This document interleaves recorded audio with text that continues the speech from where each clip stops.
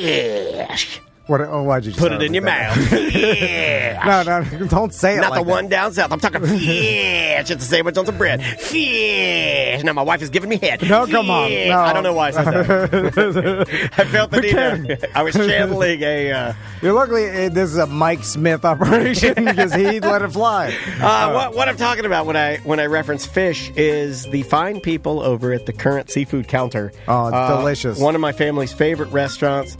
Old Bay French fries. Start with that. Get you some hush puppies. Get you a mahi sandwich. Oh yeah, maybe lobster a grouper roll. sandwich. Maybe a fried grouper sandwich, lobster roll, fried shrimp, peel and eat shrimp, scallops, cocktail. Yeah, fresh cocktail made. Then maybe a craft beer from the Northeast.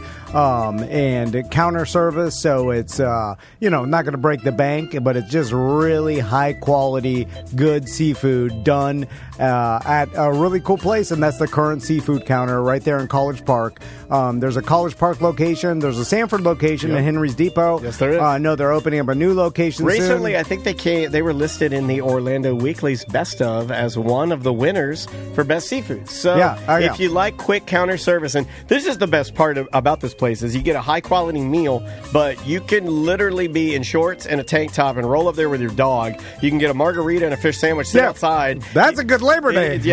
Labor Day weekend. In fact, I may, that might be a lunch spot this weekend. I may have to hit them up. It's our good friends over at the Current Seafood Counter with multiple locations. Welcome back to A Corporate Time. Tracy's here to help us answer some voicemails. And Tracy, let's talk about the Beer Fest. Beer Fest is coming up November 22nd. Yes. It's Saturday. It's in downtown Sanford. Sponsored by JustCallMo.com and Modern Plumbing and Fair Villa, I believe is going to start. We got some other sponsors. By the way, if you do want to sponsor, there's a flush and a dildo. Reach out to us. But we're in the process of gathering all the breweries and making sure that we have a bunch of different vendors out there. Yeah, man. Yep. And so let's talk about that, Tracy. Yeah, Who's out there so far? So for the breweries, we've got... Are you putting her on the spot and she has no list? Let's go through some of the breweries, Tracy. Yeah, so good. One. And then she has no one. I put the camera on her and then she's reaching for her phone. And I put my reading glasses away. We actively do this to more guests than any other show on the planet. We put you in the hot seat and we're like, hey, how you doing? This is going to be a fun little relaxing. What are the numbers? Normally, I don't like doing that, but man, it feels so good. Yeah, did it feel good? yeah. I feel like specifically it feels better to do it to a woman. Yes! Yeah, is that what it is? I like that too. I like that too. Yeah, because it's like using my influence to hold her down. And direct her career based on my power. Yeah. And then it's like, I should know this information, and I should be rattling it out. But I'm the king. Yeah. But I'm like, do you know? Yeah. I look at myself as like a young pedal steel guitar boiled peanut Robert Baratheon. That's what I am. So who do we got there? So for beer vendors, we've got 1010.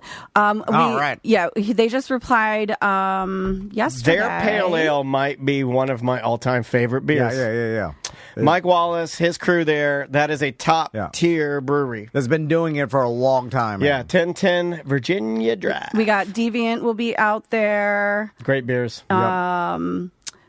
Brusaki, they were out there last year. Cool. I remember Brusaki. Is that where was it our Wops beer? Hops? Was it our beer fest that we bought the Deltona Kona sign? Was that our beer? Yes, that was our beer fest. Yeah. Is that old man that sells his handmade signs going to be out there again? I don't know. That Paul invites some vendors out there, and I never know. We'll find out though. But there's usually some normal Sanford vendors out there as well. Yeah. Like a lot of our sponsors coming out. Yeah.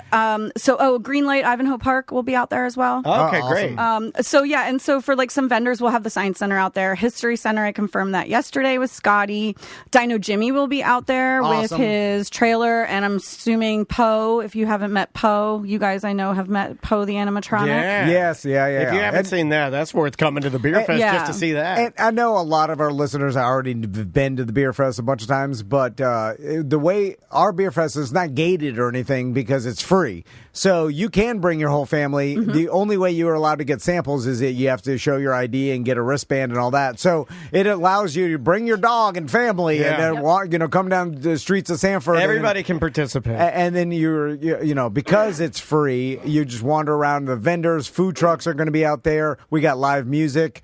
And Silver Linings Band is going to be playing, whatever you want too, because you can suggest stuff to them.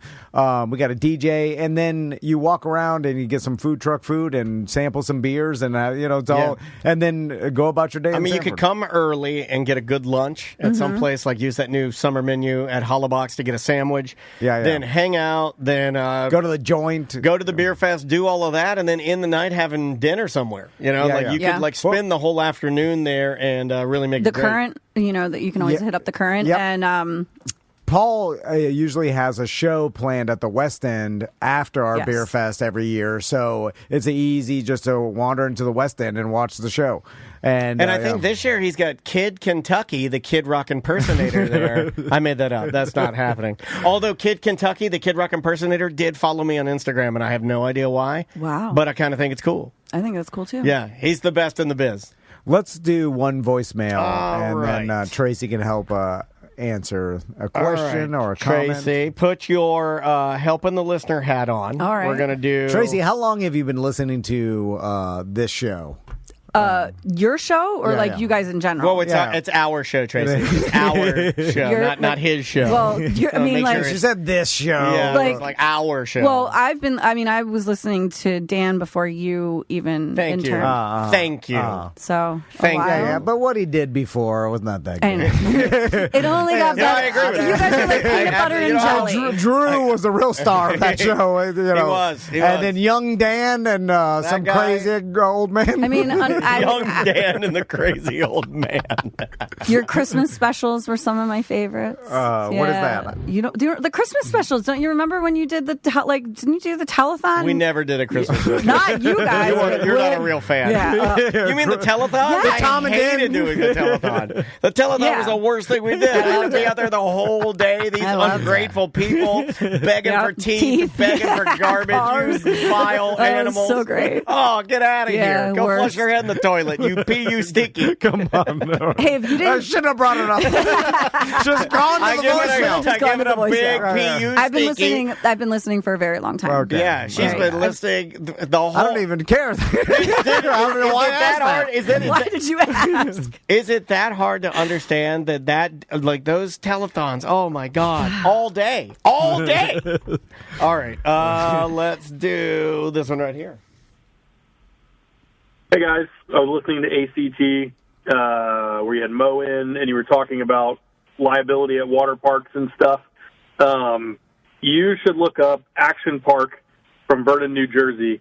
It's a now defunct action park, as it sounds. There was a documentary about this. Yeah, we watched it. You guys talked about this. Yeah, we did talk about this. I played this, though, so we could talk about did you guys see? Oh, the slide?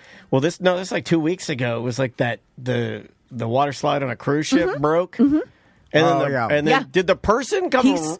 No, he got his body like sliced because it broke when he went through it, and so they had lacerations. Yeah, he had lacerations on his back and legs, is what I had read. Like bad ones, or just like I don't know, like a good story. They to tell have your not. friends. From what I followed up, they didn't release any of. What cruise line was it? Well, he was Royal. We're gonna talk to Mo about this last Friday. Oh, I love that. Hold on, here we go. Ready? Because it's international water. How does that work? That's a good question. Yeah. Glad we stumbled upon that. Oh, my God. Can you imagine being in the infirmary on a cruise ship? Worst place to get care. Worst place to get care, right? Yeah. Have you ever had to go to the infirmary on a cruise ship? No. I've never even seen it. I think I have. For what? Really? I think to get my wife a tampon. No, they're not on the boats. Remember? I just said that because she came in, and I wanted to. Do you remember that whole tampon debate about do they sell them on the boats? Remember? Oh yeah. Was I was right? Yeah, of course. I was right. Hold on, let me put the camera on. Let me put the camera on top. Because people claim they tampon Tom. Okay, so I remember this, and we never cleared it up. And when we never clear things up, once we clear it up, you are now tampon Tom. We'll have to do new cruise. We'll find it out. So can't they come up with a better design? They do have them on the boat for some sort of purchase or for whatever reasons.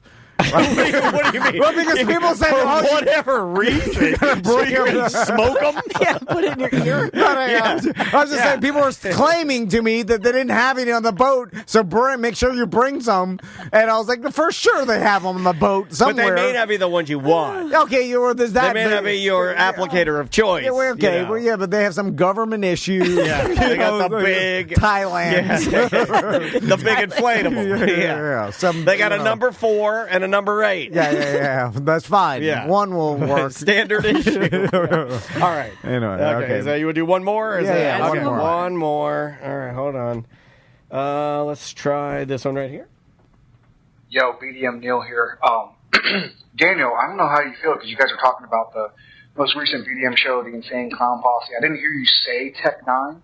But usually Tech 9 is pretty, in with them. I don't know if... Yeah, I do think Tech 9 was at the gathering of the Juggalos. The big story in Juggalo land, apparently, and it is ripping the Juggalo family apart, is that a trusted member of the Juggalo family invited a famous internet streamer to come and live stream at the gathering. Okay. This particular streamer is an autistic guy that has some pretty outlandish, crazy behavior, and he kind of uses the autism thing as like a crutch, and he's not a good person. Okay. Let's just say. Right. Some of these streamers you see are just, you can just blanket statement, they're just not good people.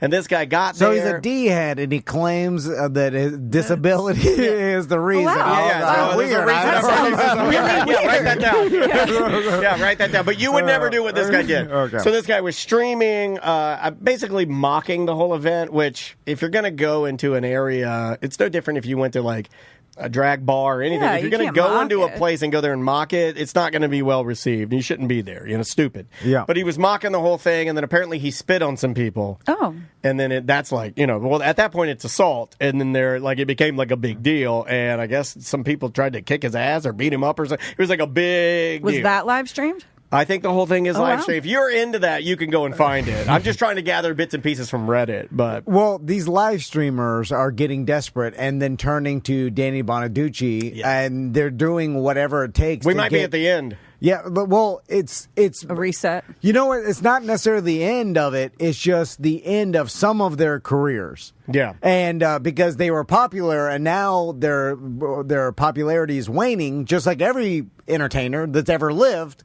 One time was popular, and then another time is less popular. Yeah, that's how the life cycle of entertainment goes. Popularity life cycle. And then some of these guys are hitting the down part of their life cycle, and then they're like, "What do I need to do for to get views?" And exactly what 90s radio show hosts used to do and stuff, like what kind of outlandish stunt can I do? And this is hey, I'm going to go to the gathering and just talk about these people until one of them beats me up, and then that'll get views. And it does work. The problem is it's the death throes of your entertainment career. Also, right? It's not going to work forever, and it's not going to do anything long run. Yeah, it also seems that just from going in and reading, because I am a bit fascinated by the Insane Clown Posse and the fact that it's massive popularity, and the fact that it continues on with younger people that weren't active during the heyday of it. So I was reading about it this morning, and it was very interesting to me that they seem, meaning the family of Juggalos, they're like, well, this isn't going to happen again because we're going to stop letting access. So if you're not a true fan and not a true family member and not down with the clown, whatever you want to say, then you're not. Then this isn't going to happen anymore. And it's funny because it seems like that will happen. They're going to police themselves, and access to this will be. How do you get in? Pulled. Do you have an You have to be invited, card? I guess. They get. You could just buy a ticket, and if you are a influencer, But if you start acting like a D-head, you're probably going to be kicked out. Yeah. Just like any other event. Yep. I don't really follow ICP, so I'm a little. No, I don't either. But whenever the gathering comes around, I do try to see what kind of madness happens. Where do they have the gathering events? Are they at the Kia Center, or are they No, it's some big field. They've been doing it at the same place. It's for 20 years. One central location. Okay. It's kind of like they bring in everything and do it, and and so, but they have a tremendous amount of police presence and things that these. It's like these guys aren't idiots. They've been in business for 25 years now, and they've got it down pat. It's like, and I think it's a little crazy. It's more crazily perceived than it actually is. I think it's really just a camping festival where people camp and then go to the festival. And only the real crazy extreme outliers, I think, get filmed, and then you think that's the whole thing. And it's probably just a bit like kind of a trashier camp festival. Yeah. You know, that's it looks like Woodstock with a lot of makeup. Yeah, it looks like a lot. It looks like clowns camping and getting really drunk and stinky. And they do that in the summer?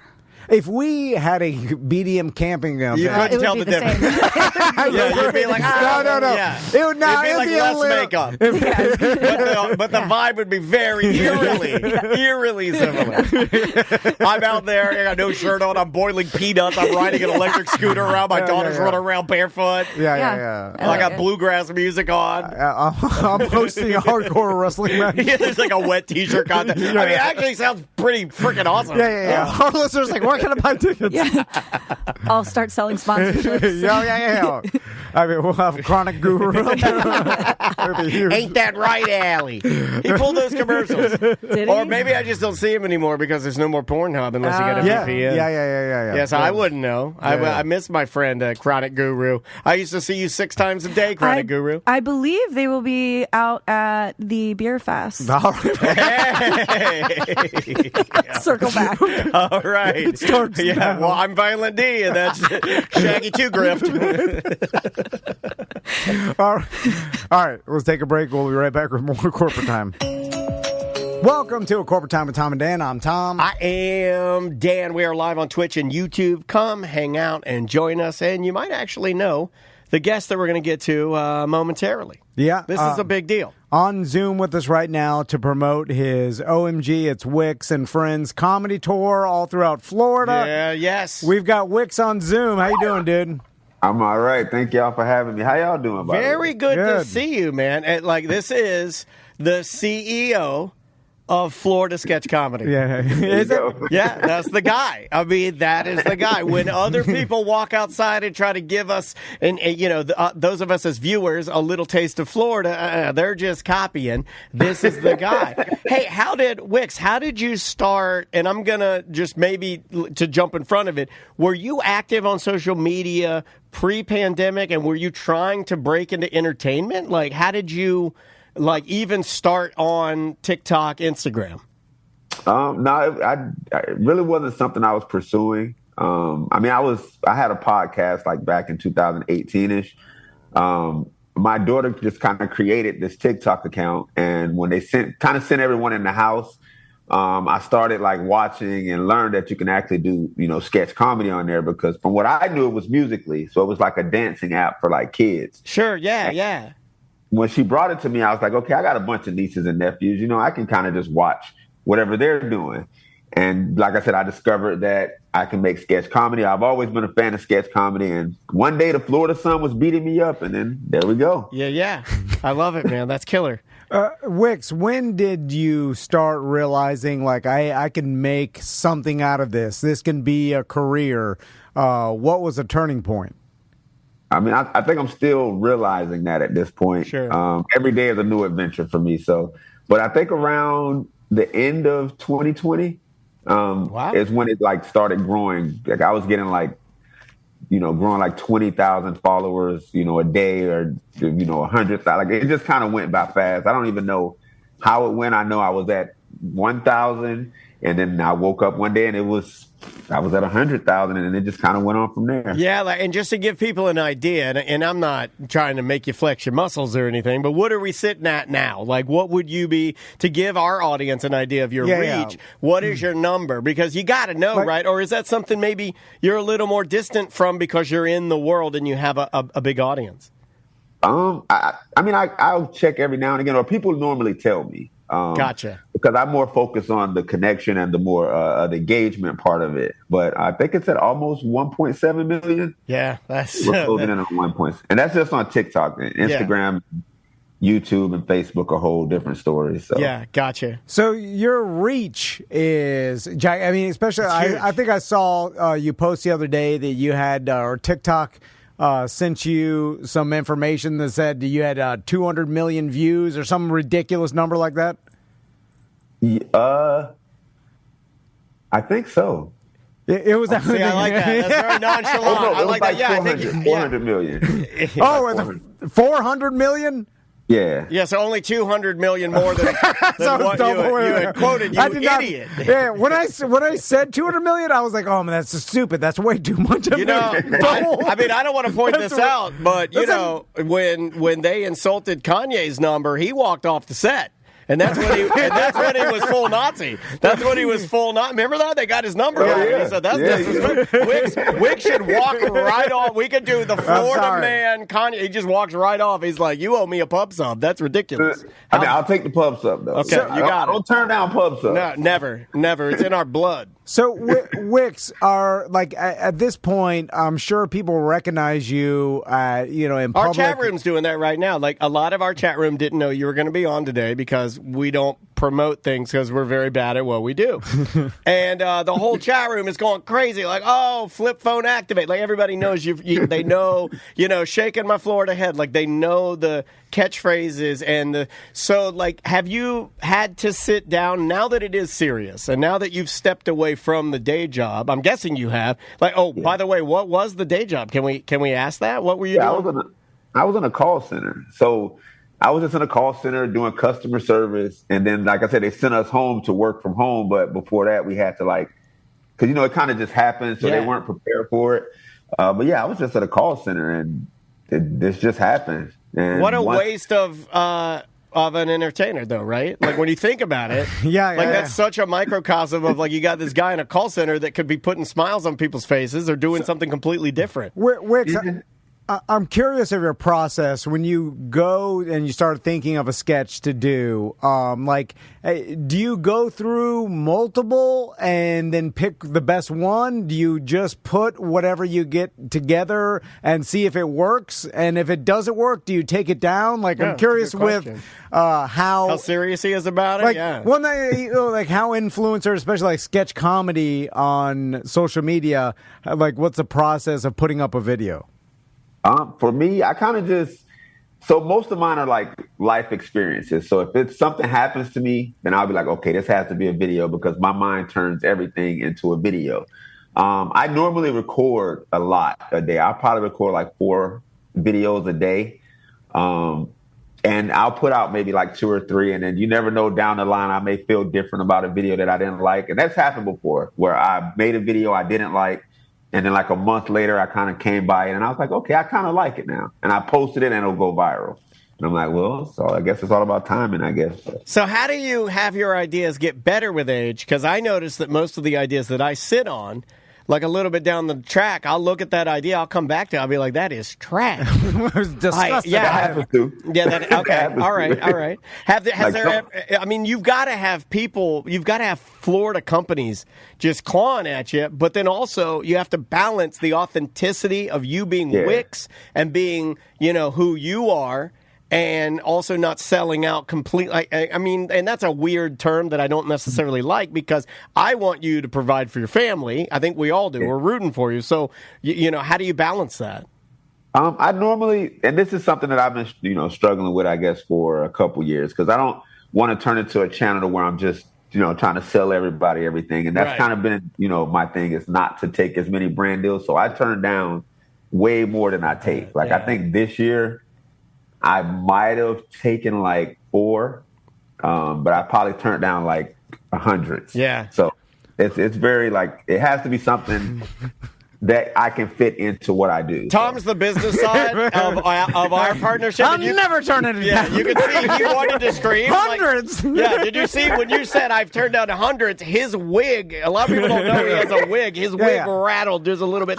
I've been trying to figure out how to promote boner pills for weeks. Yeah. We have a whole case of boner. This is not a kidding. We have a whole case of boner pills under our pinball machine. I'm like, it's got to work. And then I take some, and then I sit there. I'm like, you take some, Daniel. I'll force Daniel to take some. He did take me. He did force me to take some. I make Tracy take some. I'm like, who knows? Everybody in our company has to take boner pills. It's a law. One day I'll figure this out. It is a hard balance because your audience, and let's talk about you know, because you spoke on engagement and trying to create engagement, and really with social media and I guess influencing and broadcasting, and it's all about engagement, because if your audience isn't engaged at all, and you've seen it in social media before where you have some of these influencers, let's say, and not to disparage them, but like a bikini model or that has 100,000 or hundreds of thousands of followers on Instagram, right? But she couldn't sell like 10 T-shirts. Oh, that was a famous girl, yeah. So she had like I think it was almost 1 million followers, and then she was trying to sell some T-shirts. And the funny thing was that her engagement level was so like small, so minuscule, so minimal, because it was really just a one-way street. It was really just she showed how beautiful she looked, and then the people kind of saw how beautiful she looked, and there was no interaction. They didn't know her personality. She wasn't able to sell anything, whereas like what you said, this is why you're successful. I mean, you said it immediately. You're like, I worry about the sketch, and then I worry about like the engagement with the people that follow me, and then cultivating that relationship. You know, that's a big deal, man. And then that's, even when I first started, more people are focused on the number. Like, I'll block people. I block people all the time just to create like a more positive community. So if you're in the comments or anything like that, I'll try to create like this positive community where we can kind of escape all the other crazy, stuff. So I'll block people a lot. So that's why I say I don't really focus on the number. I like that. And even with me, talking to the people that support me, I'll get in the comments, or even if I go live, like I'm talking directly to them. And I've had like other influencers tell me not to do it. And I'm like, I'm going to do it my way. If I'm going to do it, I'm going to do it my way. Yeah. And my way is to show appreciation every day to everybody that watches a video or shares it or anything like that. So. Yeah, well, that message comes through, man. Like you have a very positive on rip. Just everybody that's mentioned you likes you, and that's definitely a good attribute to have. Wix, do you think you have a lot more of an audience in Florida because you're based here, and there's a lot of Florida content in there, jokes about the weather? That's and how the hot funny it is. thing. He's not based in Florida. He's based in North Carolina. No. I was trying to get him. I wanted the terror. I wanted the terror in his eyes. Did it flutter you just a little bit? Well, I was just like, who have I been watching? What is going on? It's all a lie. No, he's as Florida as it gets. Yeah. And Southwest Florida is unique. I grew up in Southeast Florida, Miami, and there's a difference between those souths of Florida, the east and west side. I'm a Central Florida guy. Like I was born in Gainesville and then grew up in DeLand. So I'm Central Florida. I'm Volusia County. I mean, I'm live. I'm on patrol live. You're tasing the fentanyl. That's me. To be honest, I've lived here longer than I grew up in Miami. It's kind of ridiculous now. You're pretty much an Orlando guy. Dude. You are. I spent only my childhood in Miami. But it's cool that you had that, because he got to get a huge helping of like Cuban freedom fighter, and you got like Spanish friends. So that's Florida too. Elian Gonzalez out driving around, tires are burning. We're screaming free. I mean, that is Florida, dude. I mean, that's what makes Florida truly so unique and awesome. But so, Wix, do you think you have a lot more of an audience, like per capita or percentage wise, in Florida because of that? Yeah, and I think it's because I kind of, I guess, relatable. I'm relatable to Floridians. So most of us have been through these experiences together, the palmetto bugs and, the hurricanes and the fire ants. So we kind of deal with it. So if you see something that you can relate to, it's more like, I've dealt with that. But what's crazy is, like, if I look at my top cities, Chicago and New York are in there. So I'm starting to think they may act like they don't like us, but they're kind of watching to see what we do. So that's what I'm going with. Well, I think they're jealous. I think they'd like to talk. I mean, there is a weirdness about, like, if you look at any like comedian that's known to be an intellectual, the low-hanging fruit is to assassinate everyone that lives in Florida. We're dumb, and we don't like. I can't think of anything else because I'm dumb. but I thought that was a pretty decent joke. I've been sitting all the joke. I thought that was a pretty solid joke. But seriously, it's such low hanging fruit, and it's not even like, I think Florida is amazing. Second place to me is Georgia. That's like, I'm all about the bottom, the little ding dong of like, I like Florida and Georgia. That is my stuff. Like, I like the people. I like the food. I just boiled peanuts 2 weekends ago. I love boiled peanuts. I will make you some, Wicks. I make good boiled peanuts, man. I will make you some. All right, then we got a deal. Pub sub and boiled peanuts. We got a deal. Done. What is the hardest part of, Tom and I were talking a little bit about this morning, what's the hardest part of being, or like keeping this as a viable business? Is it trying to come up with something new and give your audience like or work on like a longer form, like a TV show or a pilot? Like, are there other things you try to shoot for now to make this bigger and better? Yeah, I mean, it's always evolving. So through time, even from when I first started, I don't realize it because I'll just do it. If I notice, the way sketches are filmed, or, I try to get better every day with the way that I, film or edit, or even, lighting or anything. So I'm trying to get better every day. But I am moving towards more so the film aspect. So I've actually written a short film. I guess it's like 20 minutes. And then now I'm working towards a longer film for, we're going to try to start filming next year. Awesome. So it's more so me trying to get into the film aspect, and even the stand-up comedy thing. It's more so me just trying to expand what I already do. Yeah, and you're working with some of our buddies. You got Mike Herlihy, at least on the Orlando, the Orlando appearance. It's Mike Herlihy, Ken Miller. We love both of those guys, and you have multiple. Appearances all throughout Florida, a couple in Naples I saw, circling back around to Tampa Improv. I think you're going to be at the Tampa Funny Bone. If you follow OMG, it's Wicks. He's promoting it. You'll see all the shows. Yeah, grab one of the dates before they sell out, because they will sell out, because especially with Ken and Mike Herlihy on there, I mean, you stack the deck, dude. That's like, you got some big dogs. So, Wicks, not to get too much into the business of it, but I'm always curious when I'm talking to influencers and like turning what they have into a business, because there's so many different ways to do it. Like, we did it in one way, but there's really dozens of different business models. There's ideas that haven't even been thought of yet. And all depending on your audience. Like, we're friends with Matt Mormon, and we've talked to him a bunch of times, and he's gone the route of he's selling merchandise that he's curated to his audience, and he's developed that into a huge empire where he's got multiple warehouses and shipping facilities. And then other influencers. Then you got like Adam LZ, who's doing like, he does the car thing with like, sweepstakes that you can win, and like Patreon aspects and stuff like that. We recently talked to the guy who started Qualified Captain on Instagram. He's going to be like our Labor Day show, but he does primarily merchandise and stuff. So there's lots of different ways to do it, and it's also difficult to scale, and you start bringing in employees and stuff to do things for you, but that's difficult too, because now you're like, all right, if I'm paying an employee, now I have to make X amount of more money a year. Maybe I could do it myself, but it's hard to scale. Have you gone through those growing pains?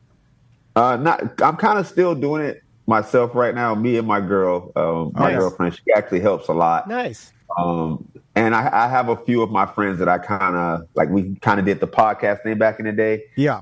The two of them actually stuck with me through this whole process. So they kind of helped me in the whole process. There's a couple of us, and I got 2 high schoolers, so anything I need on the technical side as far as TikTok or actual social media, those are the experts. High school. Man, when you got kids, it's like, and if they're willing to do it, holy smokes, that's like endless employees right there, man. And they know it. They got the quick mind. Well, Wicks, we actually got a meeting tomorrow with a guy just out of college that wants to get into videography, but he's and social media. 51 years old. Man, this guy's gonna suck. Oh, he's gonna suck so bad. But you're like, there's a lot of resource with the younger generation getting out of either high school or college that wants to get into this space that is glad to help other influencers so they can learn too. And it's like there's probably an army of interns that we could all use. We need to get better at that. Yeah. It's because are you asking Wicks if we need to get better at that? We need to get better at that, don't we, Wicks? And Wicks is like, yeah, you do, buddy. Well, I'm reminding myself. I'm just talking to myself now. Yeah, because I'm like, Wicks is right. Wicks was like, yeah, you better get on that. We need some high schoolers. That's who knows. Don't say that. No, we do. We need the young generation to come in here because we're good at broadcasting, but we're horrible at social media. The horrible part is that nobody listens to broadcasting anymore, so we have no product. We have no product. So, now, Wicks, you're doing these tours. And besides from the movie, anything else on the horizon? You plan on going out of Florida, doing some national stuff? Because you probably have, you said you got listeners all over the world, right? Yeah, it's been growing. So I'll have people, so I'll ask, where should I come or what city should I come to? I've had people all the way in Alaska, which I told them not going to happen. Like, I'm from Southwest Florida, so my blood is very thin. I can't deal with Alaska. Like, I know they got polar bears up there and moose. I don't want to deal with any of that. I'll deal with my gators, but I've had, all over the country, they want me to come. And like I said, I think it's more so their infatuation with Florida and the way that I present Florida to them. It's not just the normal Florida man stuff. It's the actual Florida life. Yeah. So that basically, so they can understand why you get the Florida man. Why you get those stories is because of, things that we grew up with or things that we deal with on a daily basis as far as weather, animals, and everything else. Just the overall Florida experience. Wicks, thank you so much for the time, man. We really appreciate it. Good luck with the tour. Please say hello to Mike Hurley and our good friend Ken Miller. And this has been such a pleasure, man. Hopefully we get to do it again sometime soon. Invite me back anytime. I'll come on. We'll do it, man. Maybe one day we can do something where it's Wicks and Savannah and us. Yeah. Because that's our buddy, too. Yeah. I love Savannah. Savannah is one of my favorite people. Yeah, she's rad, man. Well, hey, take care of yourself, and we'll do it again, okay? All right. Thank you. Y'all have a good one. Yeah, see you, Wicks. Be good, man. What a nice man. Yeah. No, it's interesting because I know he's been to Moe's bowling tournament a couple times. I haven't met him and got a chance to meet him in person. He helps Florida.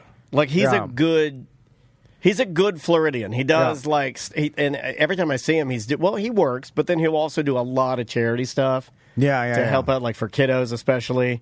And I like to see. You don't see a lot of that. No offense to I'm sure it's there, but like with influencers, you don't see a lot of people like to put the spotlight on the bad part of influencers, and he's a good one. He's good. He's awesome. He does like a lot of charity stuff. It's it's fascinating to see these guys build their audience and then figure out how to turn it into a business. Yeah, to me at least, It's also impressive that he built it by turning down hundreds of partnerships. Well, I imagine that gotta protect that brand. Well, in that world where you have that much exposure because people can find, they're just looking for numbers, right? You probably get inundated with tons of BS. Probably a blanket email. We get, dozens and dozens of spam emails that want to partner with us. 3 a day. That's all garbage, right? And I got one this morning. So he's getting 10 times that, which is just pure garbage of people that want to do these brand partnerships that are just nonsense. Yeah. So that's probably what he's turning down. It's not like a legitimate, hey, like a local company in Florida that wants some exposure, that wants a partner long term. It's like get rich quick, flying orbs that you fly back and forth, and a bunch of garbage. Can I reveal my true sensitivity to you for a second? All right. It really hurt my feelings when he said. I was doing a podcast back in, with my friends back in 2018. And I was like, I was doing a podcast. I was also doing a podcast in 2018. I'm still doing a podcast. I am currently, I've built a podcast prison that I'm locked in.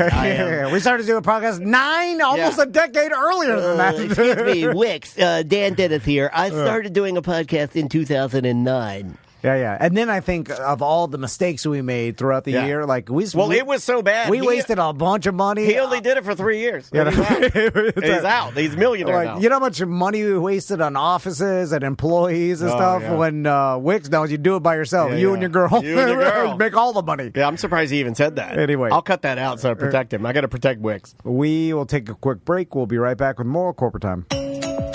Welcome back to A Corporate Time. Who's sniffing? Who's on the? Who's having nose beers before the show today? Who's sniffing? Who's doing the? That's on me. Who's on the Venezuelan marching powder? No, he's not. We had a listener. We had a guy. We had a listener on Weird Job Wednesday.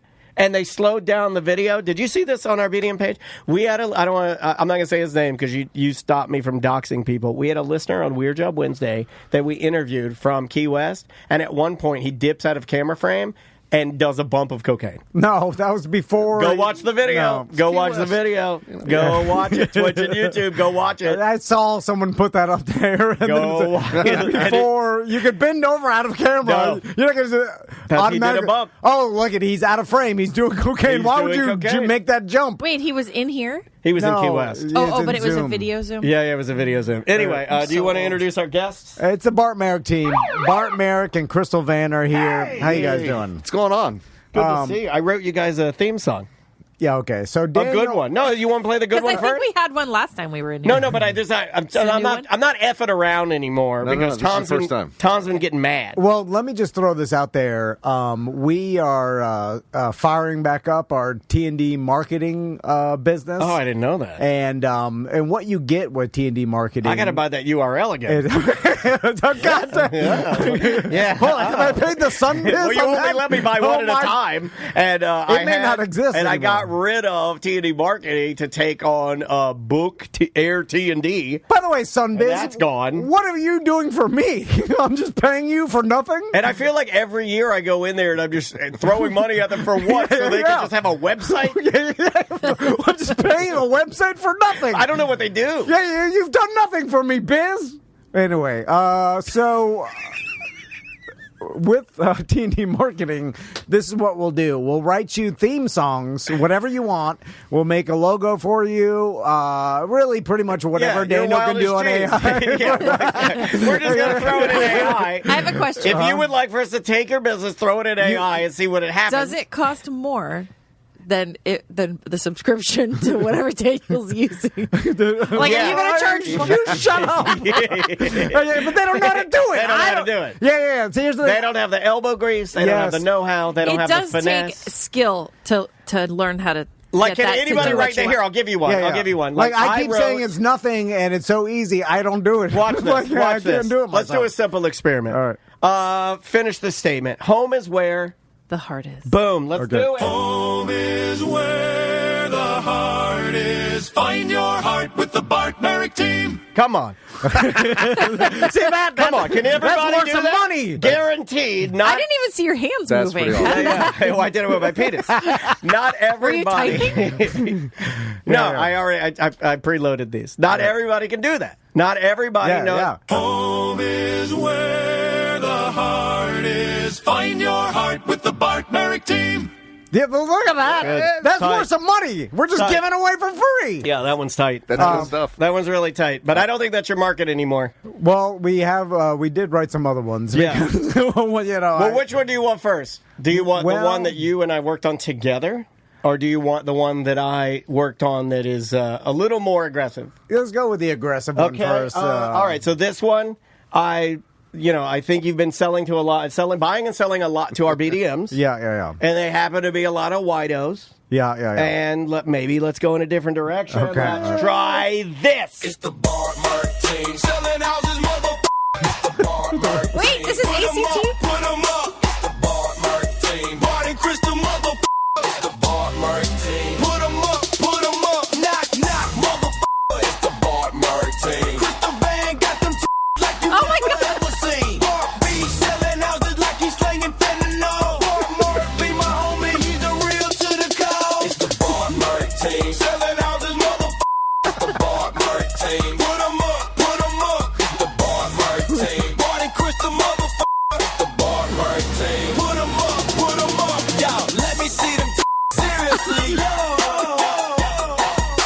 There you go. He wants to see her. Okay. Wait, is this ACT? Yeah. You gotta really bleep that That's crazy. fine. I know the owners. I got work to do. It's amazing how much extra work we do. Yeah, I thought you might like that one. One tiny joke, a lot of work. So then we. But these are all written too. By the way, I do not let AI ever take the words out of my mouth. Never. Never let AI write your songs because they'll be horrible. So, they can handle the music, but they can't handle the words. Now, we came up with another one. And we haven't written in years, Tom and I. There's too much business to do. And we sat down together and wrote one. As the, the president of T&D Marketing. Wow. Got to get the name of the company right.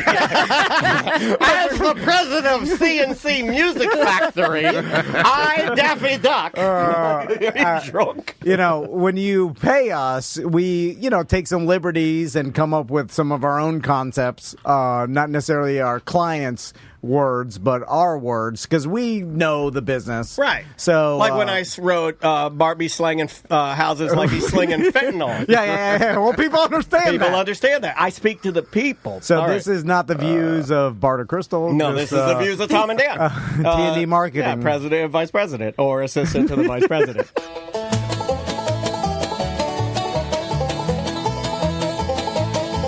Open house, it's a dumb thing to do. Open house, it doesn't help me or you. Only hobos hang out and they eat all your treats. And nosy Karens show up from all the neighboring streets.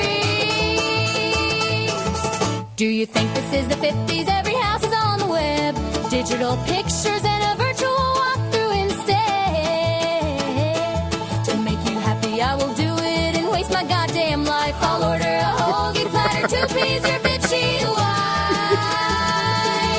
Open house, it's a dumb thing to do. Open house, it doesn't help me or you. Only bums show up and they eat all your treats. And nosy Karens show up from all the neighboring streets. They do.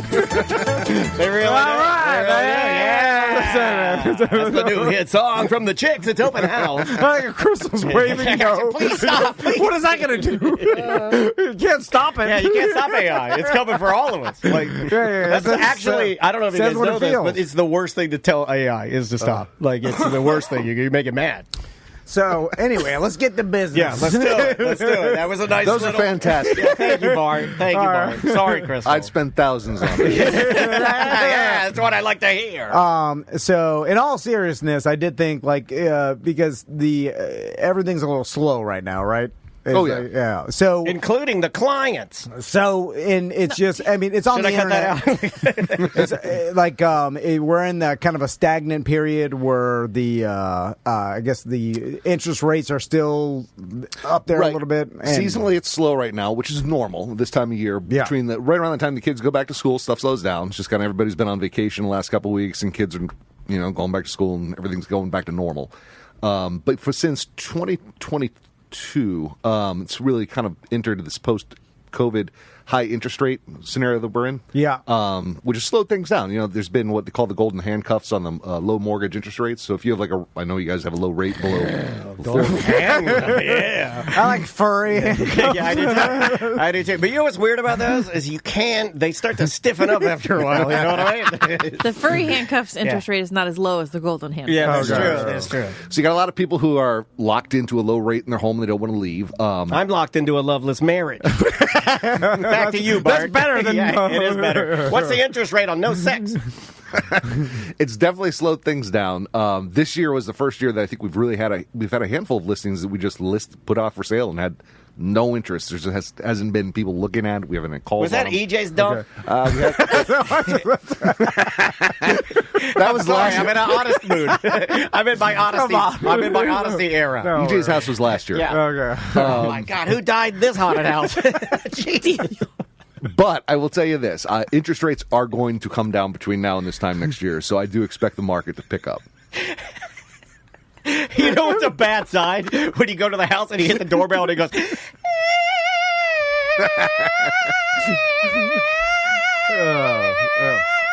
Like those spooky things that hang in Walgreens. So this is the in March. This is the point I wanted to make, and I 100% believe this because it's slow right now. If you don't use an experienced team like the Bart Merrick team, we started doing the math. Crystal. I'm sorry. Crystal was talking about this is our 9th year as a realtor, and we started with like, how many houses or like, transactions have you done? And we came up with over 300, and I was like, Bart has had to do easily double that. And then I'm like, you guys have done around 1,000 transactions or more, give or take. And if you don't use an experienced realtor like you guys, then you are really in rough shape and not going to be able to sell or buy a house with the best value, because in this market it's hard. So you have to use experienced realtors, and using you guys, you get 2 for 1, which is awesome as well. Like most people, using their cousin that sold a dozen houses in the past 5 years. Yeah. And then it's like, you think they're going to have a chance in a tough market? They're not, because they're stupid. Yeah, they are. They're dumb. Yeah. They don't know what they're doing. But that's got to be right? Yeah, you got to get good advice from someone who knows what to tell you. And you have to take the advice as well. That's the other half. Yeah. God, your eyes are stunning. If you're working with a realtor who just tells you what you want to hear, that's not the best option. And I see that a lot. Oh, Tom Van Realty. Because you know what? They'll buy what you're selling, Bart. You see what I'm saying? If you come to me, you're like, hey, Bart Crystal said my house only sell for $450. I'm like, no, $550. Yeah, this is $785 all day long. Yeah, and then they're like, oh, I like you. And I'm like, I know you. Oh, you're the worst. And then I put you I don't know why it's not selling. Yeah. And then I'm like, then I started excuses. I'm good at excuses. Tom is such a good realtor that he'll overprice your house, and then when it doesn't sell, he'll buy it. I'll just, at the highest price possible. I'll start telling you all types of things, and then I'll go ship them. You're texting me. I'm hiding from my phone. Anyway. We know people that hide from their phones. I'm putting this out there right now to any business person that knows of the other business people around us that hide. Like, you're getting... Like, I know you see the text. I know you see it. No one I've ever met doesn't look at their texts. I know you look at it and you choose not to respond. I know you're hiding from it. But my favorite is when you give a blatant lie excuse and then goes me. I like that one.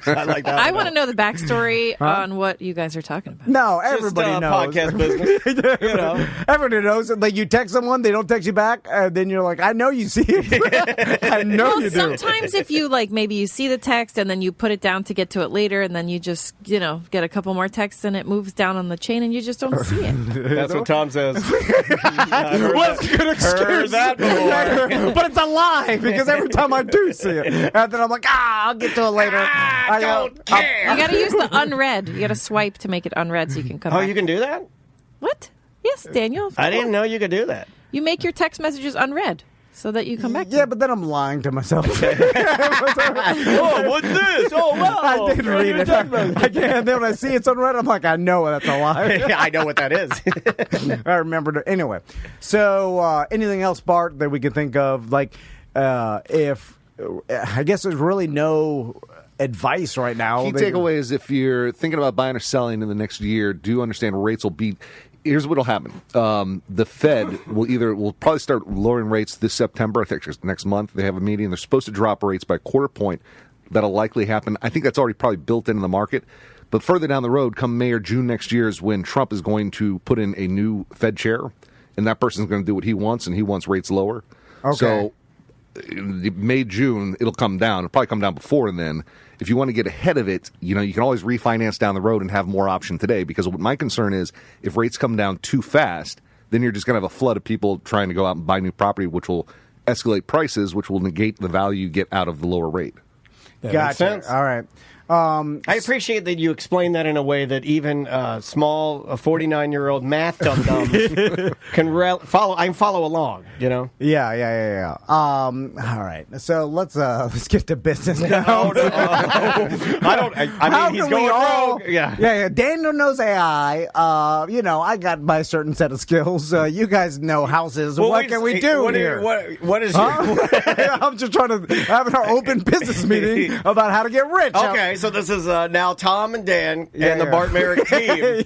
How to get rich. Yeah. Are we getting into something together? Yeah. Let's buy an investment Are we property. already in something together? No, Would you that's guys- old.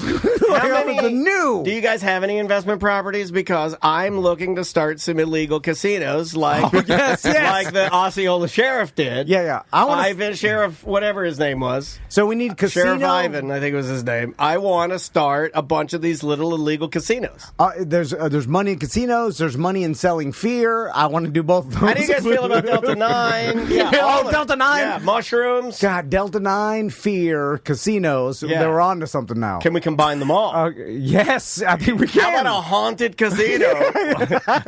No. The fear is an insurance. Okay. So we got to be hawking some sort of, disaster, terrorist insurance. Kidnapping insurance. Kidnapping. Oh, yeah. Human trafficking insurance. We missed the title lock. That's all over the radio Yeah. now, where they say that. steal your identity. That's a good one. Like right now, there's a man on the web selling your house, and you don't even know it. I love those, dude. I hear those on real radio, and I'm like, how do I get a piece of that, Jack? That's that fear money. I'm all in on that. God, I want to text Jack. Newt Gingrich says the blacks are going to steal all the money, and you need gold. I'm like, okay. Yes, I do, Newt. What? They're stealing all the money, and I need to put all my money in gold and title lock, and I need all of this. Yeah, that's fear. Yeah. We need a fear client. Yeah, write that down. Do you have any? Have you sold any houses to anybody that works in the fear industry? Yeah. Because maybe you That's can insurance. network us to them, and then we get that fear money. And then there's, I guess we could try to flip some sort of house property. Oh, we got all this decorations for the D&D Airbnb. We need another Airbnb. Oh, so we shut that one down. We're going to go get another one. Yeah. That's what we're going to do. Well, Bigger and better, 3-story. We need a value house. None of these BDMs were renting that thing anyway. Yeah. No, because it was too close. We needed it out there on some sort of... Farther away. You'll get more BDMs. Oh, you know what? There's cheap houses. You could buy a plot in the manor. Right? Everybody What's goes... the manor? That's where everybody goes spooky. They're good. They go four-wheeling out there. No, that's not the manor. The manor's where Pop-Up used to live. Oh, God. Hollapaw. Hollapaw. Oh, his mind is going. You know, I knew his mind was going. Have you seen his eyebrows lately? They're ginormo. That's a real problem I have. How dare you bring up a real problem? When you walked in this morning, I was like, is that Bert from Sesame Street? Like, Jesus Christ. I have some genetic disorder. Jumbo eyebrows. I can see one of them from here. Yeah. Oh, my God. Yeah, my pop-up had big old hair shelves. It's like 2 brims of a hat. He wore a flat brim eyebrows. I was like, God. Can I start calling you flat brim eyebrows? And so I think I got that genetically from him because they're big, long ones will come out. At least you're not a midget. That's what I tell myself. I know you do. I see him in the mirror pumping himself up. He does like Ted Lasso, and he spits in the mirror. And he's like, your eyebrows aren't that big. I've seen you do it. Anyway, new Airbnb, that's where it's at. All right. What about a voyeur? What about a voyeur dorm? What about a voyeur dorm? Yes. Would you guys help us back a voyeur dorm? Yeah. We'll get a rental I don't property. like that one. I'm out. We'll stuff it full of some. When was that popular? That was like what, early 2000s? I want to say like 02, 03, maybe. Yeah. I feel like Is that the Girls Gone Wild era? Yeah, well, coming out of Girls Gone Wild, really. But the only girls we can get are some Titusville white monsters. A couple of gothopotamuses in there. They'll work. They will work. A gothopotamus, you get in there, it's like... they can be stuffing our And Delta a lot 9. of truck drivers love bigger girls that have Beetlejuice socks. Wasn't Jason Bailey on one of those?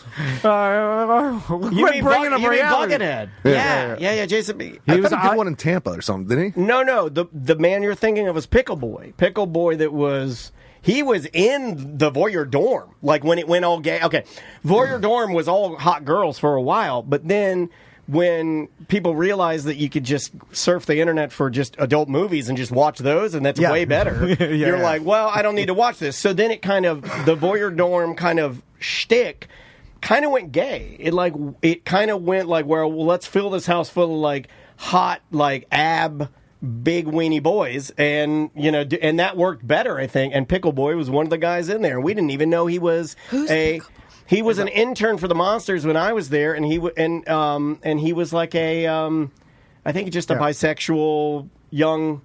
I feel like I remember the name, but No, this had to been 25 plus years, 30 years ago. Yeah. Very, very. I don't even know his real name. I just knew him as could that. be dead by now. Yeah, he could be 30 years ago. Yeah. Yeah, in fact, I assume that if you worked in a voyeur dorm, that you're dead. Like everyone that worked there. It's just not good. Sorry I took us down that road. I feel like I got you in a cul-de-sac, and here we are. This has nothing to do with nothing. But Bart, well, none of it does. No, we got the business up front. Now we're just spitballing. Talking about voyeur dorm. So the warm spring down there is near Sarasota, I feel like. So I thought you grew up in Sarasota, right, Bart? Yeah, Sieskiyou. The Warm Spring? Yeah, you've never heard of it? There's like a warm natural spring down there near Minnesota Key. Yeah. I lump it all together. Naples, Fort Myers, Sarasota. Naples? I'm just saying. All the same. It's all Southwest Florida. But there's this. It's like 85 degrees all year round. Yeah. Or 87 or something like that. Is it? And it's a. I didn't think we had any of those. Is it like a? I know it's weird. An anomaly, or are there many of these that we just don't know? No. It's nuclear poison. Okay. It's from the nuclear power plant? No, from Crystal River? I'm kidding. No, No, I don't think so. I think it's some geological warmed spring, which is weird because I didn't think there was any geological heat produced in Florida that would be close enough to warm a spring. But Northport? Yeah, it's down there near. I know where it is, but yeah, I know. I never went to. There's a place called Warm Mineral Springs in Northport. Yeah. So I'm going to go check it out coming up in that sounds awesome. December, and no one ever talks about it. It's weird. You'd think people would be like, hey, especially in the colder Maybe it months. stinks. Is that on the Mayaca? It's by itself. It's like a sinkhole. I wonder if it smells bad or something. Welcome to A Corporate Time with Tom and Dan. I'm Tom. I am Dan. We are live on Twitch and YouTube. Come hang out. Come see the stream. Come participate. Come talk in the chat room. We'd love to have you. It's YouTube/@Tom and Dan Live. We've got a Tom and Dan straw beach hat on tomanddan.com if you want that. A sun shirt, some new merch. So check that out at tomanddan.com. And our free beer fest and Sofa and Suds Sanford Couch Racing is coming up November 22nd and 23rd. So, yeah, if you've never been to Sanford, which, I mean, how could you say that? But you've never been to our events, our free beer fest and our sofa races. They are the two most unique events. I think it's the only free beer fest in the history of beer fests. And as far as I know, maybe one of 6 different couch races. I think it's the best. Yeah. It's the Talladega of couch races. That's what I would say. Let's do some weird jobs. All right. I invented a new song for you today using AI. That's why I say invented and not like written. But I did write all of the lyrics. I went for a New York City hardcore kind of a style. Think like think of like a Madball? Madball, yeah. Okay. Madball would be a good one. Think of I'm trying to think of other bands like Biohazard back in the day. Face to face? Yeah, okay, here we go. Let's do it. Unshaven, overweight, long-haired, dumb slobs. Slobs! Slobs! Slobs!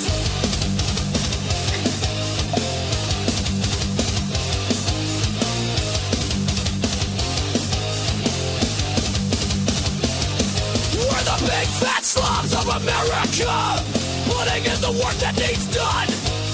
Driving those trucks, grabbing those bucks, go to bed the same time as the sun. The only difference between you and me is that I am a hideous big fat slob, and I'll still be here working. Fat slob until we finish the job. Slobs, slobs, slobs. Slobs, slobs, slobs. You gotta have a breakdown. He created the breakdown. I didn't do the breakdown. AI made the breakdown. You gotta have a chunky breakdown, right? How could it be anything else than this is how people will write songs in the future, right? Like I have a any friend, hardcore band that's starting now is writing this way, right? I have a friend that will remain nameless that works in music who had a friend, or let's say friend, come to him and say, like, hey, I've got this new song. Can you help me split it up into stems? You know what stems are? AI music. And it offended him. It hurt his heart because he's a true musician. And he was like, stems? Why are you talking about stems? Anyway, let's get to it. Well, on Zoom with us, my buddy from Miami, from high school, Bob Lyons, is on the Zoom with us. How you doing, Bob? What's up, guys? Yeah, so it's all about the breakdown with hardcore music. Yeah. It's kind of like a hate breed intro, actually. It was a little hate breedy, yeah. I could definitely see that. And it's funny because I feel instantly inspired when I do something like this, and then super guilty because I know that I stole the essence of all of those bands' music on the internet and then squeezed it into my own song. And it's kind of a terrible thing. Well, the question is when are we going to get an AI created hit song that actually gets on the Billboard, and will people accept it? That's already kind of like happening here and there, and then it's like what was that band like 2 weeks ago? What was it, Velvet Sunrise or whatever? Yeah. People are trying to sneak it through. It's just like the information travels so fast, though it can't get popular because all of a sudden the hate on it because it's AI jumps. You know, it's like looking at the comments to see if a video is real or not. People know in the comments. So until it becomes indistinguishable and you can never tell if it's person or... We just need more of it, right? Like, we need to pump out so much AI garbage that AI starts stealing from itself, and then we all die. That's what I think. Anyway, welcome to the show, man. So, Bob, tell us about your job. I am a combination video guy, photojournalist. I take pictures, I do video. I started out in the news business at CBS in Miami and I worked there for 10 years. And then after that, I got into freelancing, which has kind of led me down a road of filming, pretty much anything you could do with a camera. So I've done everything from makeup commercials to sports car races. The 24 Hours of Le Mans was one of my biggest highlights, the Indy 500. So I've done a lot of car stuff in the last 10 years. So, Bob, let's go back to when you work for the news station. So you're a cameraman? Yeah, I started out as a overnight video editor. So I would, show up at Channel 7 in Miami, if anyone's familiar with that. Yeah. I had to start work at 3 a.m. and I would cut beta tapes of all the news. And we'd always get those tapes of the stuff that doesn't make it on the air, all the crazy stuff. So I had this really cool sizzle reel I did with all these, accidents and fights. And I set it to the soundtrack of a Damnation AD hardcore song, which it's been banned from YouTube, so I can't show you guys that. But that was really fun. What year are we talking? Because I remember when it having sort of like a any sort of best of fights reel, all the crazy things. I still watch those every night. Yeah, but it was on the before it was the internet flooded us with it. Oh, you'd have a VHS tape in my day. It was super popular for someone else to curate that for you and then pass around that video. Dub it. You'd have somebody dub it, and then you'd start handing them out. Yeah, this was 1997, so basically the reel would only be seen by people that came to my house. Yeah. And, man, it's crazy. It's so funny, thinking about how you'd have to travel somewhere far away and be on premises to edit something. Thinking about it now is I'm not going to go. I'll just do it from home. I like it when the director or the producer of the film has to get a courier to carry the tape in a messenger bag. I like old school Pony Express style. He's navigating, through the streets of New York City. So Bob, when you work for the news station, you just worked your way up as a camera guy, right? Yeah, starting as an editor, I realized, the camera guys were getting all the, they're all the respected people at the station. They're having a blast. So I just started asking around the older guys that were there, long before me to show me how to do the camera. And I would shadow them and go out in the live truck to the news scenes on my own time. So I'd do my regular job of editing. And then after work, spend, 6 hours with these guys learning. And these were some of the best guys in the business. So I got some good training with them. And eventually I worked my way into the photography roster. And it was a lot of fun. So they call it a photojournalist. And I was the breaking news camera guy, so I'd be the guy, when you see these reporters out in the wind and rain of hurricanes, holding on for dear life, I'm the guy shooting that at this time. Oh, wow. Or house fires, robberies, carjackings. I would go to all those kinds of things. So, Bob, I'm curious, like back when you were a camera person and you can say cameraman. This is a safe space. This is a safe space. You can say I wanted to say it. Yeah, you can say it. I'll say only man. Look at my beard. You're allowed to say it around here. I have a hillbilly beard. Back when you were a cameraman and then when you were filming reporters out in hurricanes, at that time, were they... had the trend, no, it's always kind of happened, but to exaggerate how bad it was, because you know how that became a trope in society, where you see the camera... find a piece of trash that's blowing down the road. Yeah, or the reporter standing in the only puddle that is within 100 yards. Yeah, we've all seen the guy in the canoe go behind him. Were you doing that back in the day? I knew that lady too. Yeah, it's true. If say I got to work at 2:30 and there was a big flood on South Beach, hey, we're going to go over there and shoot the flooding, and you'd get there and it had already dissipated. So we picked the biggest puddle to put the reporter in, and there'd literally be nothing around except for that one small puddle.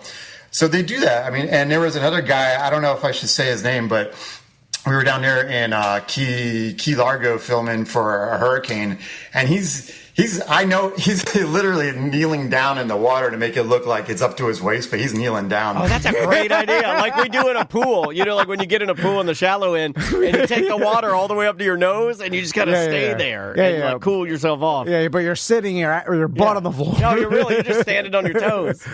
This 1 foot wave, literally a knee-high wave comes by, and he throws himself against the pier and exaggerates, and I'm just kind of standing there rolling my eyes behind the camera. It's pretty ridiculous. So, Bob, I read the article that you posted on Facebook, and you kind of discussed about working for the news, and you got burned out because if it bleeds, it leads. And I know Daniel's wife, speaking of lady camera people, worked for the news online, and she kind of felt that same burnout with constantly being inundated with horrible stories. He'll understand. Watch his face. So my wife was an online reporter and in charge of writing all of the stories for Kaylee and Casey Anthony. Mm-hmm. So it was all just infant death for 2.5 years. And she's like, I don't think I want to do this anymore. It's really sad. Yeah, that's the reason why I got out of it, because, when I first started shooting for CBS, we did a lot of cool investigative reporting and entertainment, but then it kind of morphed into, the bleeds that leads kind of stories. And some of the stories that stick out to me are, oh man, we pulled our news truck up to this house where there was a cockfighting ring in the Redlands down in Homestead area. And it was 5 minutes before we were going live to report on this. It was a murder-suicide at a cockfighting ring house on this farm ranch. And we're sitting there, and I got my camera set up on the tripod, and we got the signal tuned in. And then 2 minutes before we're going live, this truck pulls up with these two guys, and they're like, hey, what's going on? What's going on? And my reporter says to them, there was a murder-suicide. And then they said, they asked for the name, and we confirmed who it was. And these poor guys, they just started screaming and hitting the steering wheel and going, no, no, no. And then they just took off. And now we're about to go live on air. And me and my reporter, Evan Bacon, we're looking at each other holy shit. What just went down? Okay, 3, 2, 1, go. And then he's telling the story.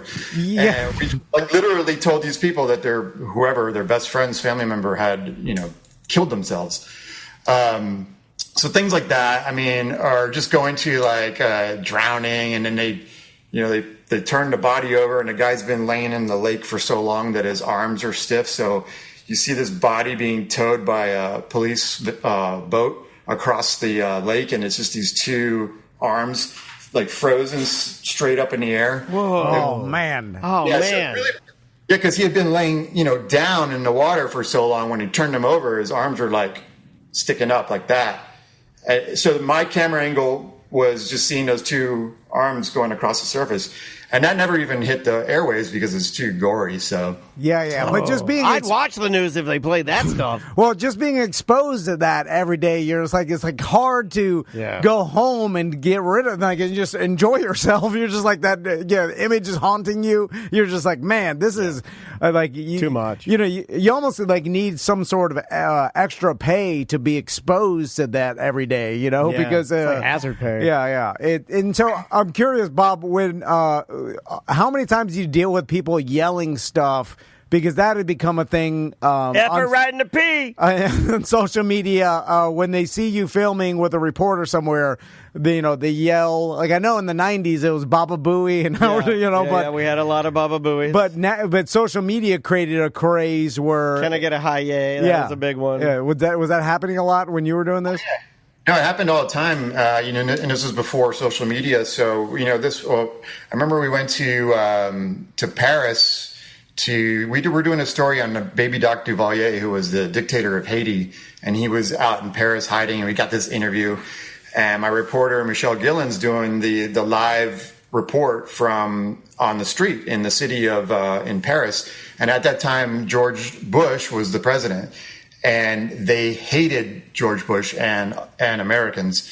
So, 10 guys surrounded us when we were going live, and they're screaming, F Bush. And I thought we were going to have to get into a physical altercation, but we had the French CBS crew with us, and there was a really big guy, and he kind of was our bodyguard for that moment.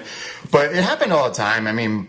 I had rocks thrown at me during. You remember the Elian Gonzalez riots down here in Miami? Do I remember that? Me and John was driving around in my mini truck with tire fires going. Yeah, they were checking out the neighborhood. It was back in the day. Where, it was funny. My mom in the '90s, your mom was like, "Oh yeah, you want to go out and check out the riots?" And we go. No, but you know what? I still do that now. If anything is happening around here that's bad, they're like, "Their house is on fire down here." I'm like, "I'm gonna go down there." Yeah, but I'm saying I'm 17 years old, and I'm like, "Hey, Mom." Curious 17-year-old. The wizard was 16 years old. They were just driving around. There's fires happening. But yes, I remember.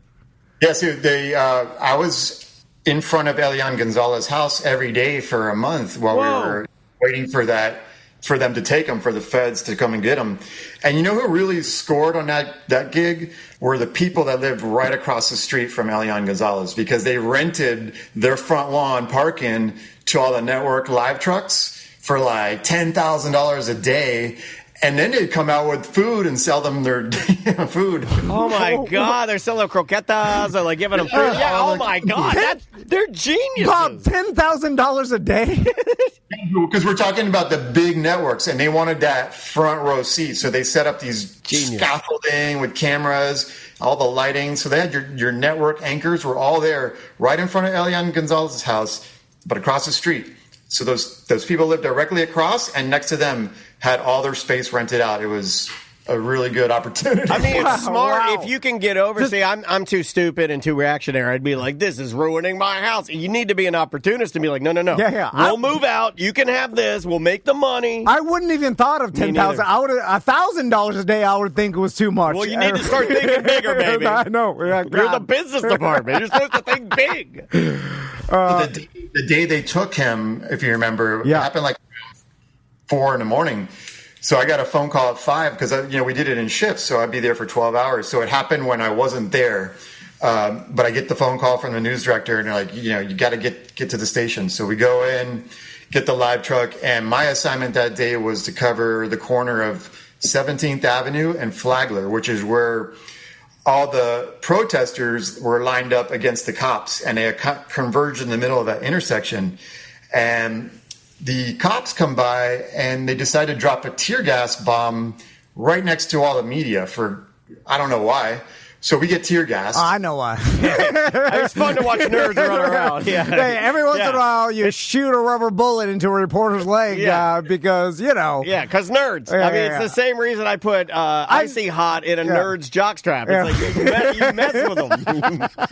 Because they tear gassed us, and then, all right, so, I don't know if you've ever been tear gassed, but, you can't breathe. It feels like you're underwater. Yeah. you can't take a breath. So everybody runs into there's a Walgreens on the corner, and I'm talking like 100 people running at Walgreens, and they're just stealing the gallons of water off the shelf and pouring it in their eyes, and then they leave. They don't pay for it. And that happens a lot in Walgreens. I just want to say it's the number one thing that happens.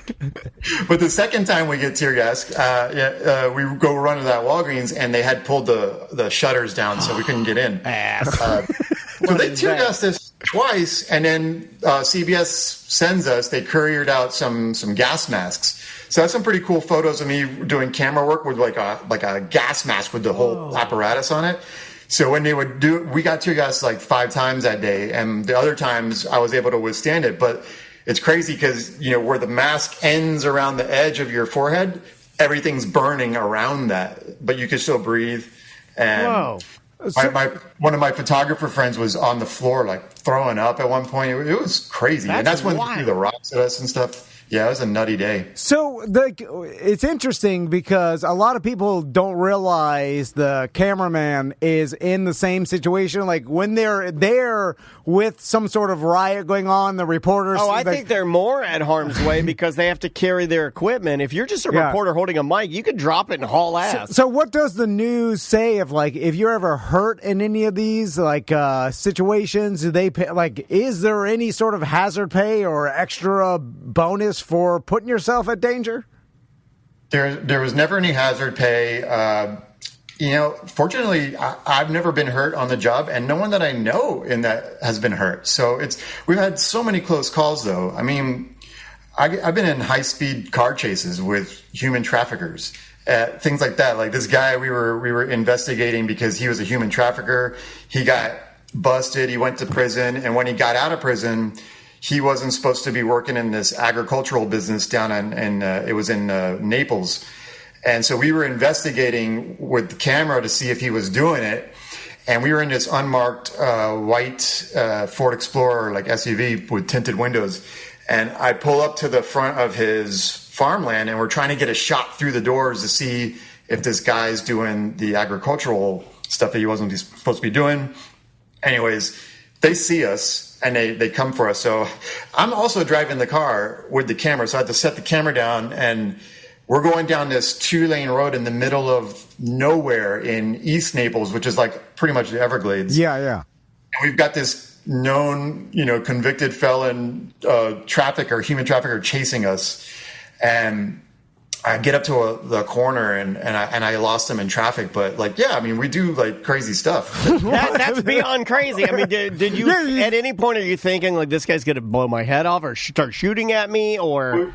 Yeah, because his rap sheet, one of the items on the list was pistol whipping. So of course, that's how you human traffic. I don't mean to tell people this, but if I wanted to traffic somebody, I'm going to whip you first, and I'm going to traffic you. I don't want to get pistol whipped today. Yeah, that's crazy. That's nuts, man. And so and then back then the cameras were they bigger because they were way heavier and stuff. Yeah, we had a 25-pound. It was called a DVC Pro camera by Panasonic. It was after the Beta cameras. Those were even bigger. But it's 25 pounds on one shoulder, and you're running with it all the time. I actually got a herniated disc from it. Jeez. And almost had to have surgery on my neck. But I didn't do surgery, so don't ever do back surgery if you can get out of it, because I'm fine now. But they were going to do this weird surgery where they go through the front of your neck and move your esophagus over and take the disc out and replace it with a metal cage, they called it. Yeah. Crystal's dad had that done. I remember people that have had that done. Yeah, the surgery's it's for your spine, but it goes through your throat in the front. It's weird. No, thank you. Yeah. So you wouldn't be able to look up and down. So I actually was signed up for that surgery, and then on the Sunday night before it, I just said, I'm not doing it. And luckily, I didn't do it. I got a second opinion. I did physical therapy, and I was fine. And I've never had the problem again. That's what I'm doing with my colonoscopy. I'm supposed to have it tomorrow. I'm going to have time. I'm fine. I'm canceling it. Just look back there, man. Yeah, I'll get a flashlight. This camera right here is a decent camera. Put it in, we'll see. I go an inch. I go 2 inches. For all those crazy stories, we did such cool work, too. We did, on the entertainment side, I got to meet the band Kiss. Whoa. And and filmed their last concert with the 4 original members. That was in 2000. And we had a whole backstage, because my reporter, her name was Michelle Gillen, was personal friends with Paul Stanley's wife. So we were backstage hanging out with Paul Stanley, sitting at a table with him, just the 4 of us, like chatting. And I didn't know what to do with myself, because I grew up on Kiss and loved them so much. I was definitely like fanboying out, asking who his influences were, like an idiot. But that was so much fun. But there was a moment on that backstage where Peter Criss, the drummer of Kiss, handed Gene Simmons a handwritten note. And Gene reads it, and I'm filming this. He reads it, and he crumbles it up. His face turns red. He throws the note in the garbage and walks away. And then I'm following with the camera. And I think like later, I'm like, man, I should have gone back and pulled that note out of the garbage, because who knows what it said. And that would have been like something that could be in the Rock and Roll Hall of Fame or whatnot, because it was like the final breakup of the band. But I didn't get the paper. But they did sing Happy Birthday to me on that trip, because it was my birthday. So Gene Simmons sang Happy Birthday to me on camera, but he called me Robin instead of Robert. So. Gene's not a detail guy. He's a big picture guy. Gene's not a detail guy. He's like larger than life. Robert, it's fine. So, Bob, final question about the news. Did you ever encounter a reporter that froze? Or the Tossum Tursum? Or had a Tossum Tursum or that kind of thing? That poor woman. And what are you trained to do? Can you help them at all? You know what I would do is I would just go back and forth with the camera really fast, like zoom in, because people would laugh. No, I do know one. I wasn't the cameraman on this one, but she was a good friend, so we were talking about it. And what happened was she froze. She forgot what she was going to say. So she just started mouthing words, but not speaking, so to make it sound like her microphone got cut. Brilliant. It obviously wasn't, because you could still hear the ambient noise. So you're just looking at her, and she's like moving her mouth. That's brilliant, though. That's really smart. Man, that's quick thinking. That is a ninja level lady. Like, that is fast. I want her in my foxhole when we need a plan. And she's like, just mouth your word. But it's a horrible plan. Well, I think my daughter is 17, and she's does a lot of online, courses and things with school. And she says that the kids, they glitch out, when they don't know, they just start glitching. Yeah, that is true. Eye contact, all time low. So, Bob, when you how'd you get out in the news business, and tell us about the show you produced that kind of broke yourself out of the news? Well, on that last year when I was working in the news business, they were just kind of hammering on us. Like I would have an assignment due Friday or Monday, and the reporter would take all week to do it, and then say, hey, you're coming in on Saturday. We're going to work till 3 a.m. to finish the story. And finally I said, I'm kind of over all this, and if you guys make me come in on Saturday, I'm going to resign. Because I'd already kind of thought about getting out of there. And, they called my bluff. They said, hey, well, you're coming in. So I went in, and then I resigned on Monday. I said, I'm getting out of here. And this was when my kid was just born. So I kind of went out into the freelance world with real no prospects lined up. And we wanted to produce, me and my friend he's a reggae DJ. You might have heard of him, Lanso from Culture Shock. Oh, yeah. So me and Lance were big surfers down here in South Beach, and we had this idea to go around the Caribbean filming a TV show about surfing and reggae music and the culture of the islands. So we basically self-funded it and made this show. We would spend like a week somewhere, come back and make an episode, and then we got a deal with Fox Sports, which was called Sun Sports back then, in Florida. And we did about 10 episodes of a show called Island Hoppers. And that was pretty awesome year, like just traveling the Caribbean and filming surf and listening to music. But that wasn't sustainable because getting sponsorship and all that, it's really difficult. And I'm not a salesman. I'm more the, behind the scenes artist guy. Yeah. So that fizzled out after a year. We're actually trying to get it started again. But that's another story. But then I just started doing word of mouth gigs. I didn't really advertise, and I got myself involved with the Tequila Patron motorsport team on the American Le Mans series. And I did one shoot with them, and they liked my work, so they kept bringing me back, and that ended up being a 10-year career. So all race cars from there on out. Do you find that in the high-end videography world that, because I think I see it as like an amateur, like, you know, we do podcasting, but I'm an amateur video editor. Yeah. But when I look at big companies, especially like tequila brands, and they're like, it seems like those are the guys that really reach out for the really artistic, beautiful, like, yeah, it seems super like, talented like cameramen. Red Bull. Yeah. I think Red Bull does it. There are a few, but all the racing teams. But why is that? Why do you feel like they respect the art form more? Because like Modelo did this whole thing. I remember back in the day where they went around and they'd find interesting people. But I always thought the footage of what they were filming was always like the way best of the best, higher quality than, let's just say, like a Burger King ad or something. You know? Yeah. Well, yeah, I mean, if you're a premium tequila company and you're a $1 billion company, you got to get the best, you know, marketing materials that are available. And I mean, at that time, I wouldn't say we were the best. I think I got lucky. You know, we were on this 4-man crew. We had an editor, me as video, we had a still photographer, and a producer. But then the guy that was kind of the owner of that production company lost the gig at some point. Due to politics, and then they called me directly, and I went back to them as like their sole person. I did all the other people's jobs too, and mine, because I could do my own audio and lighting and producing. So I ended up going back to Patron as my client, and it was awesome. And we did 2 years on the WEC tour, which is the World Endurance Championship, which goes all around the world. So I had this rare opportunity to go to like Shanghai, China. Wow, man. And Bahrain in the Middle East, which was just wild. Like you could see Saudi Arabia across the water. And yeah, that was like, I remember the driver and the owner of the team, Scott Sharp, he said, get ready because this is a once in a lifetime. And it really was. Like we did 2 years of it, but I haven't really been able to get back on that kind of circuit. Culturally, are there things when you're entering a place that, you know, like you're naming some places that not a lot of people have access to? Do you have to be like kind of, you know, dot your I's and cross your T's on like being respectful of things you can film, things you can't film? Like, do you just kind of go for it and ask for kind of forgiveness later? Well, I mean, most of the filming happens at the racetrack, so that's all good. Yeah. When I'm in the towns, it's different. Yeah. Like, so I didn't do much filming in like Shanghai or in the town or in Bahrain, but we did. There are some cool stories about Bahrain because that country is it's pretty easy for Americans to go there. It's very safe, but there is a small percentage of the separatists that live there. And they had some kind of conflict back in 2014 or so.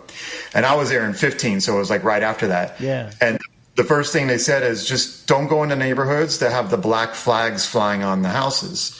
All right, simple enough. But I ended up going down the street and stopping, and I see every building in front of me has the black flag flying. I'm like, oh, Jesus. Yeah. It's all pirates. All pirates down there. Jay, you see that Jolly Roger, you just go back the other way.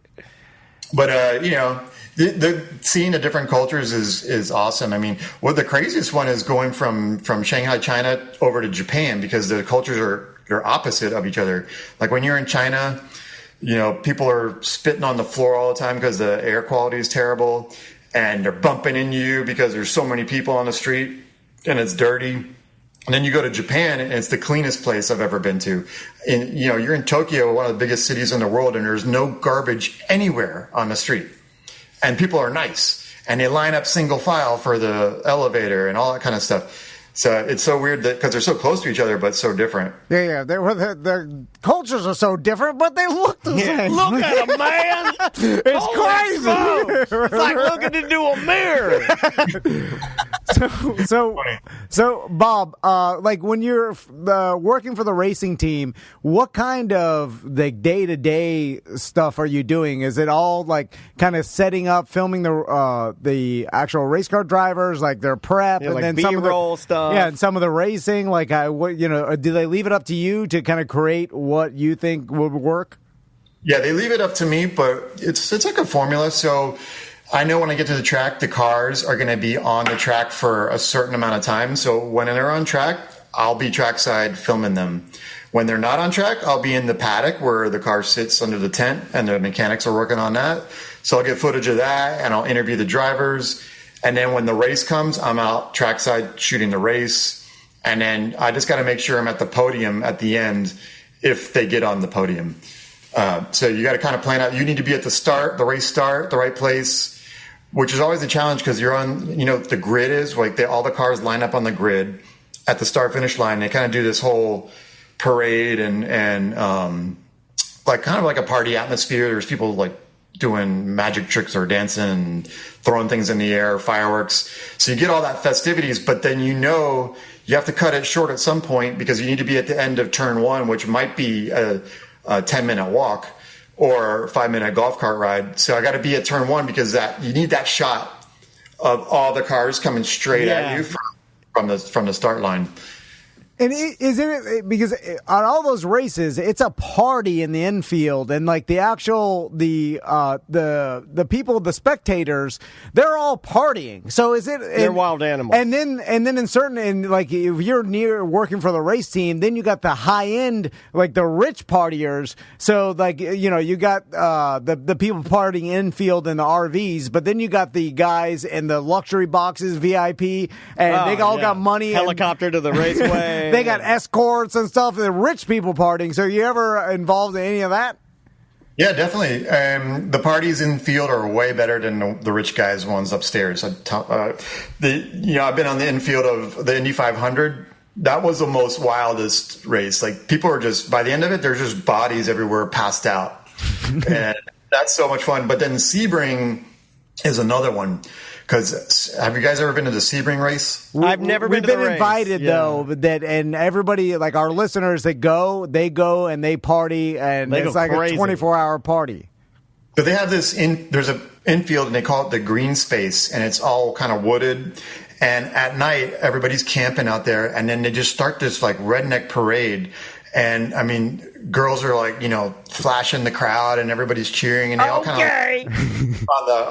on the dirt road there, and the people come through. It's just a spectacle. I mean, these guys, they bring scaffolding and they build structures right along the side of the track. Like there's a guy that has a saloon that he built. It's like made out of wood and it's there every year, but they have to take it down and rebuild it every year. Yeah, you got to have a stage for the wet t-shirt contest. I mean, we're gentlemen, like we're not animals. They do have a bikini contest, but that's actually like from the race series. That's like the sanctioned thing. But so what's happening in the green space park is all just people's decision, and it goes however crazy they want to make it. Yeah. So, Bob, it's wild up there. One last question about your job, and then we'll talk about some old school Miami stuff. But I'm curious, like when you're a freelance photographer, a videographer working, I'm guessing, like for this race team, is it just year by year? Is it some sort of contractual thing,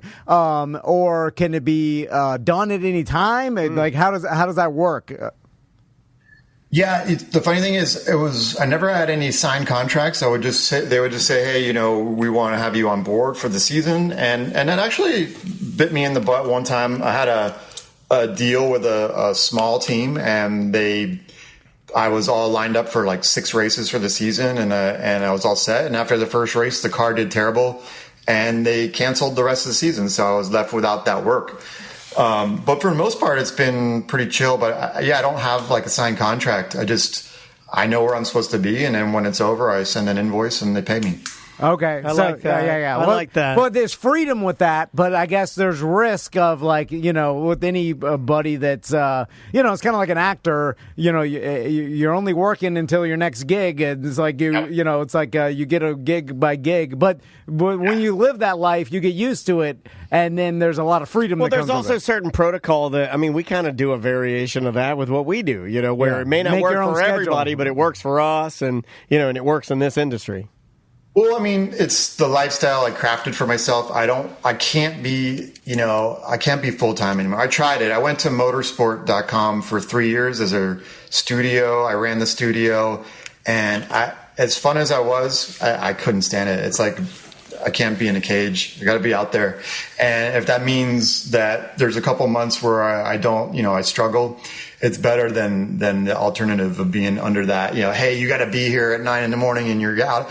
Oh, we noticed you took an hour and a half lunch today. Who cares? I'm getting the job done, right? But yeah, so now the way I have it is, I work from home when I'm editing, and then I just fly to the races, and then I come back, I work from home.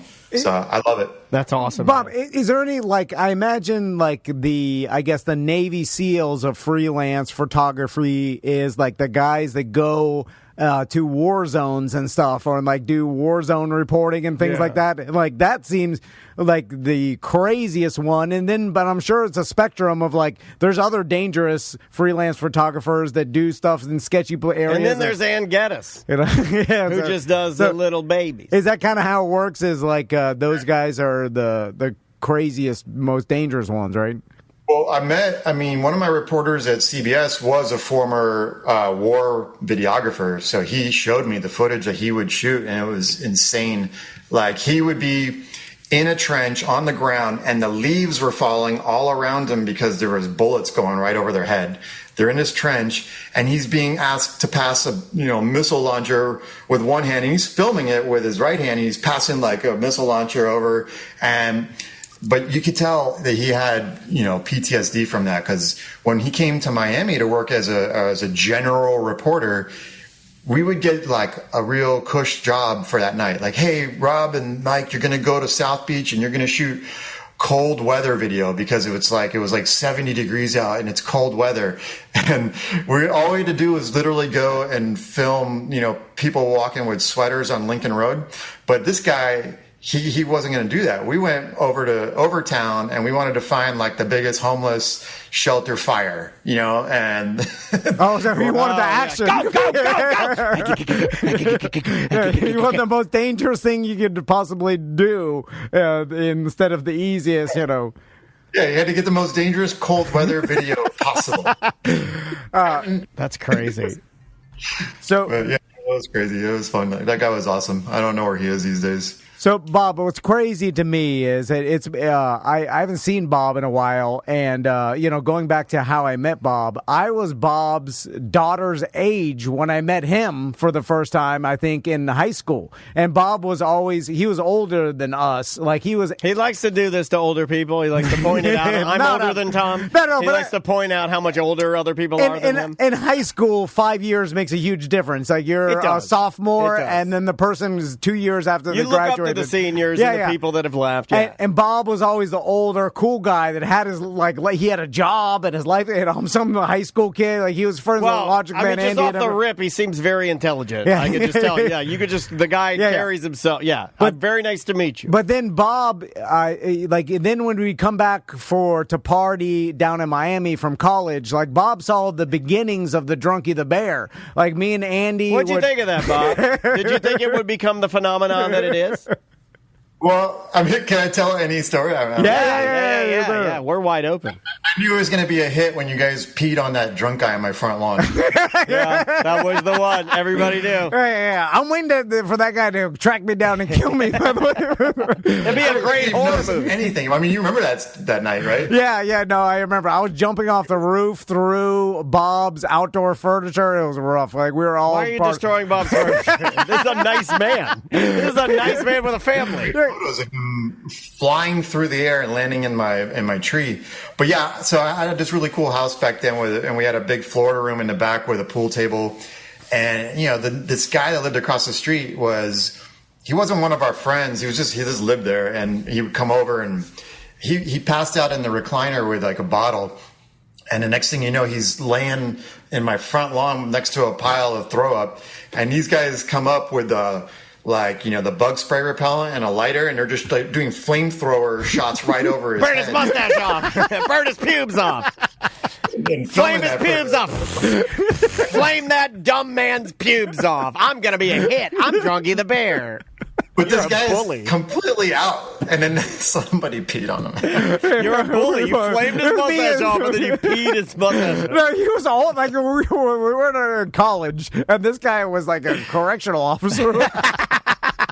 They're like, get him, he's cop adjacent. Pee on him. No, it was like he was late 20s or something. I don't know. Anyway, it's a different time.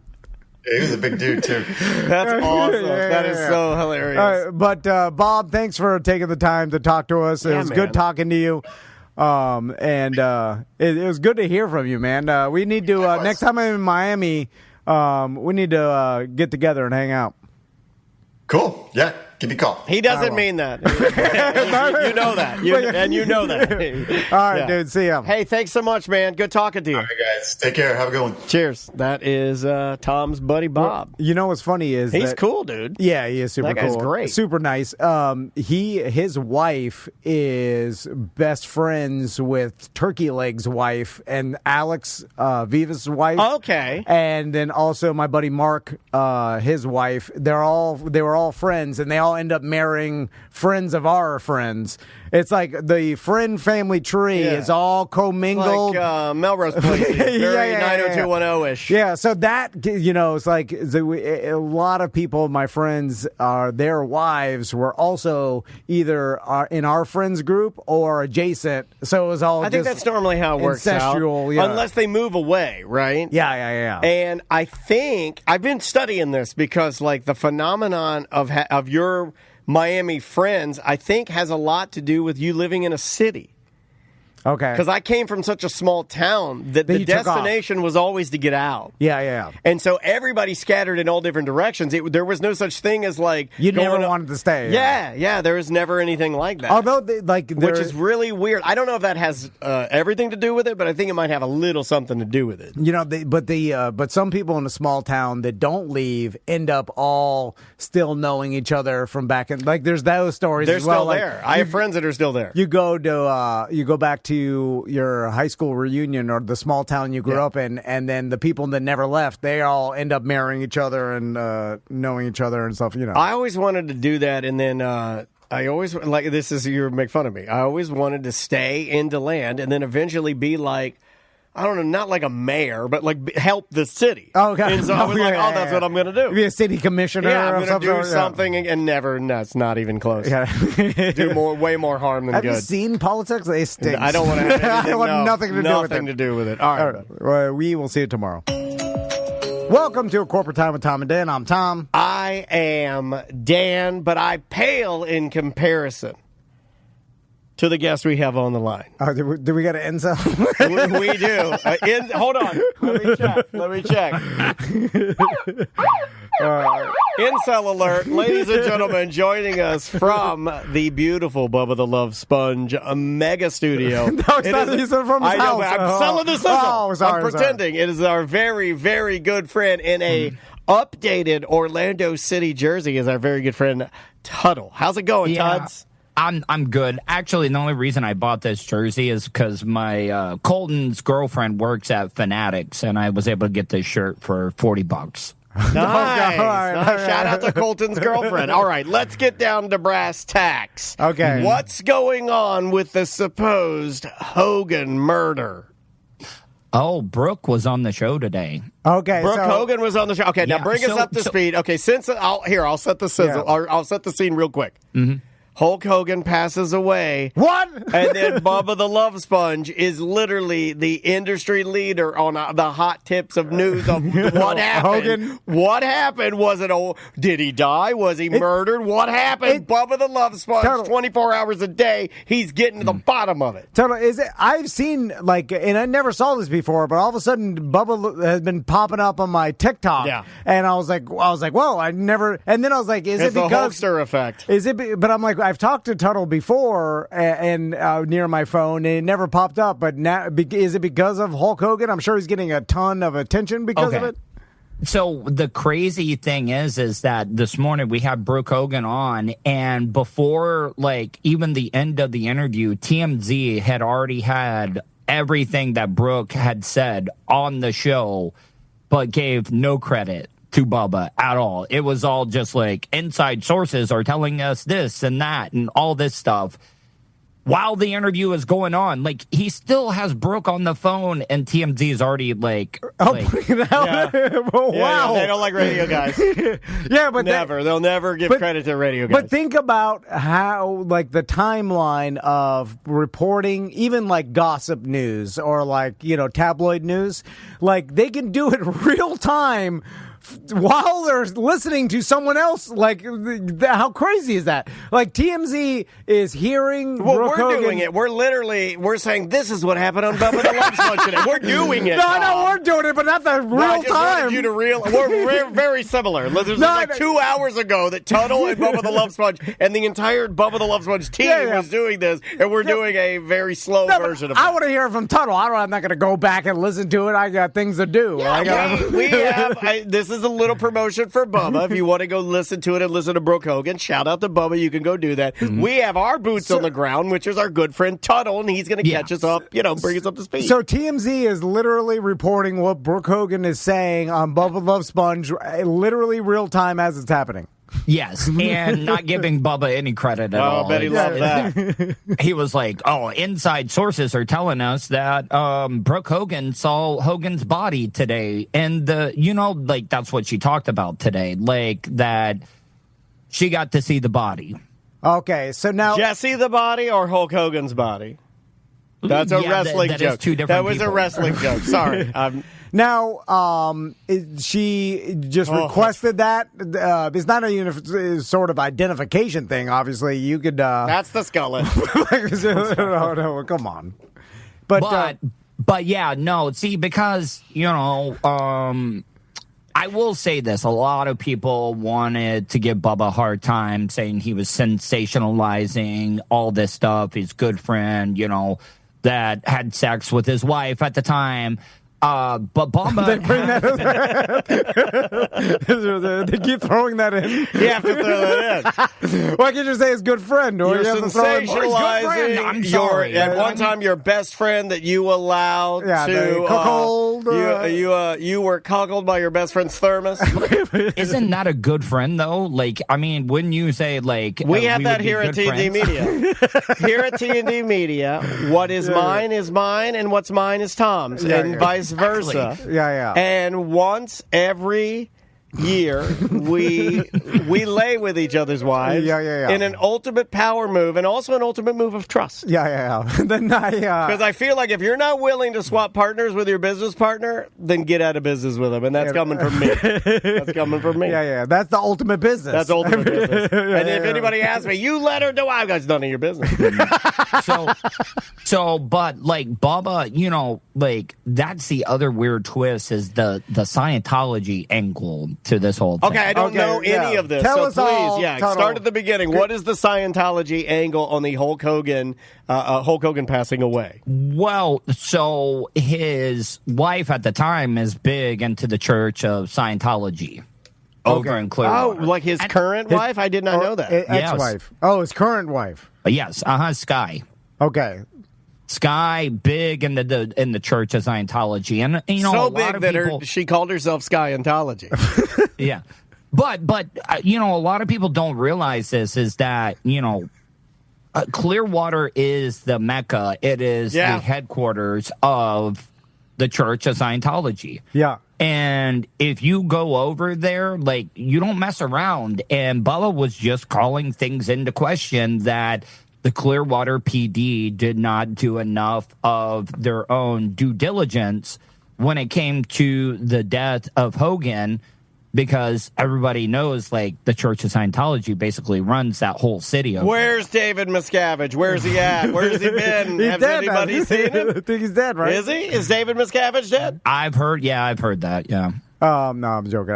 What about Leah Thompson? That Leah or whatever. Leah Remini. I thought that was the leader with the big teeth, the Bubba teeth. But that was the. Oh, you're talking L. Ron Hubbard. Oh, yeah. No, David Miscavige. He's a good-looking. He's Tom a short Cruise guy. Yeah. Tom Cruise friend. Right? He's a little guy, and it's funny because us little guys stick together. But I'm one of the bad little guys. I don't like Tom Cruise or David Miscavige. So John Travolta. What about John Travolta? He's not John Travolta. He's a Scientologist. Yeah. But he looks good now because he's gone gone bald, so I'm okay with him. So Tuttle, what is the conspiracy of Hogan's death? Is Bubba saying that that it just hasn't been investigated as well as it should have because the Clearwater police is somehow in bed with the Scientologist, and if the Scientologists were involved because Sky Hogan was married to Hulk Hogan, and then somehow if he was murdered, they could cover it up in a way?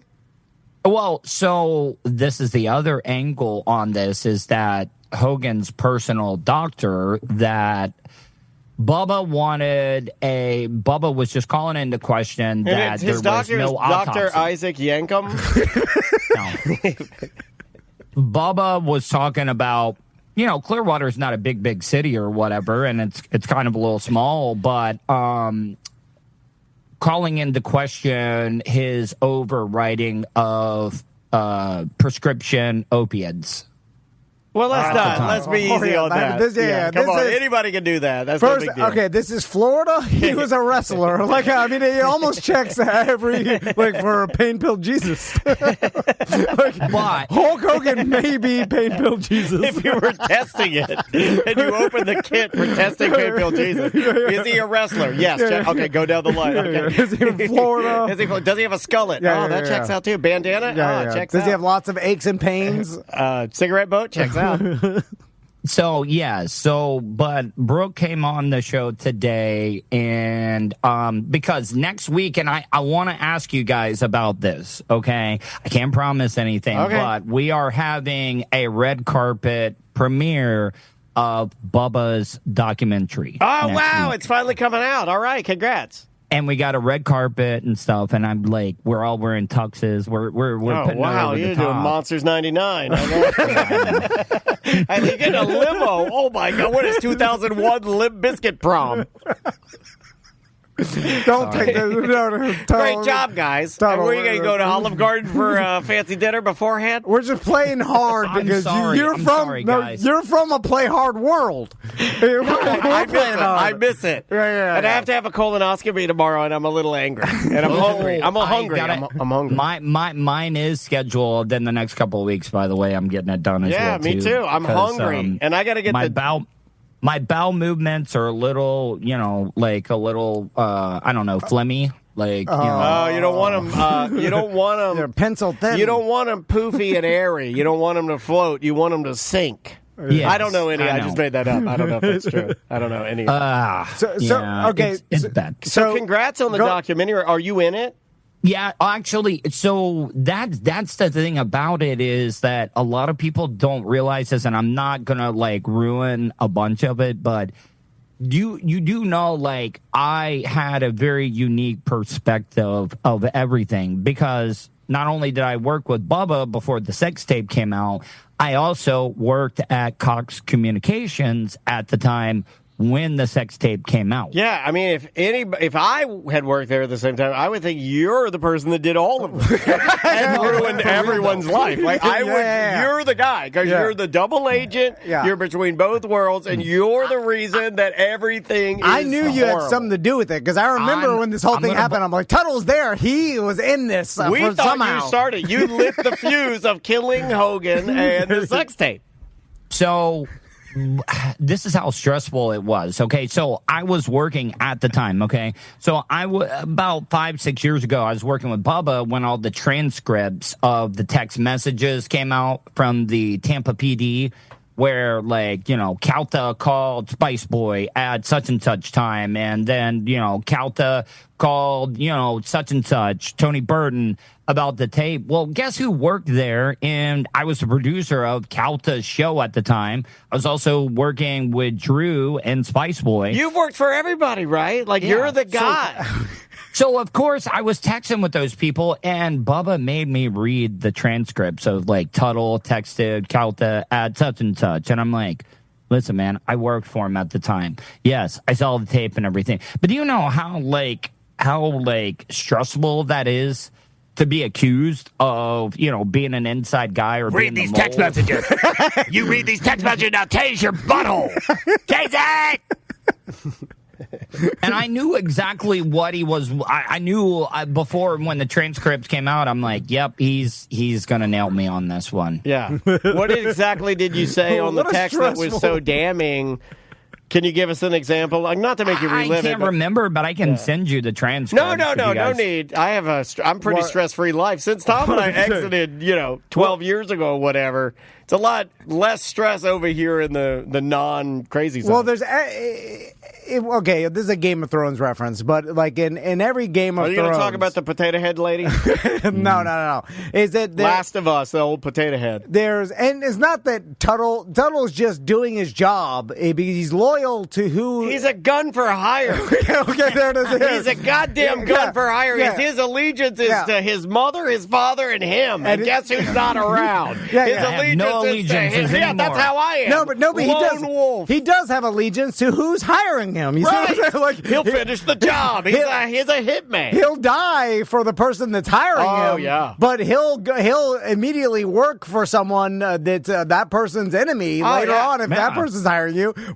That's how the business. It's just business. It's just business. Yeah, guns for hire are just businessmen. Like businessmen. I'm probably the most honest out of anybody because I'm like, listen, I mean, this guy's paying me more than you are. So why do you think we've always kept you in our inner circle? Yes. We've always known what you are. You're a goddamn samurai.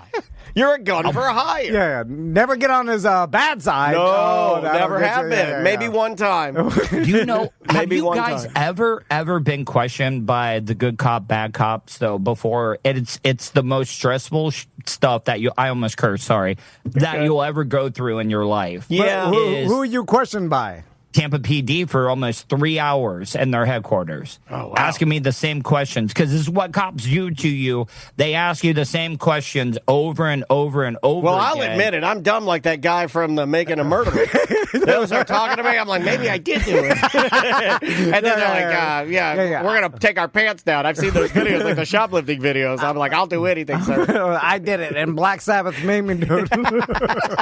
But you get what I'm saying, though, is like a lot of people don't realize that they're going to ask you the same shit over and over. Oh, you cursed. Sorry. No, you're fine. You're a pro. So now, what the hell were they questioning you about? Where the tapes were stolen or whatnot? Yes, I'm sorry, guys. You're fine. Man. You're fine. You're loose. You're loose with some friends. It's like we're hanging out at a hideaway bar. So yeah, it was like, when did you see the tape? Did you see the DVD being inserted into the computer? Was it being streamed from a link that you were watching? Did you see the thermos being inserted? By the way, did you see the tape before the public saw it? Yes. And were you like, whoa, this is good? I mean, like, if this... Yeah. Do you even understand how excited I was when I found out that she was on that video and him was on? I was like, you took somebody I loved as a child. We watched it so many times. Oh, my God. I think we've watched the Hulk Hogan sex tape more than I've watched my wedding video. I tried to find it recently. It's like, I got it. It's like, okay. Yeah, they buried it. I got it. Spice Boy gave it to me. I'm kidding. Made that up. Okay. So, but what I'm trying to say, though, is that to be questioned over and over and have the same questions. And I'm like, listen, I don't want. Do you realize how stressful it is being like, because you can't lie to a cop. You know, that's like the same thing as lying to a judge. Hold on, who told you that? You might be on the wrong show for that. Yeah. I always lie to cops. Are you sure you're from Florida?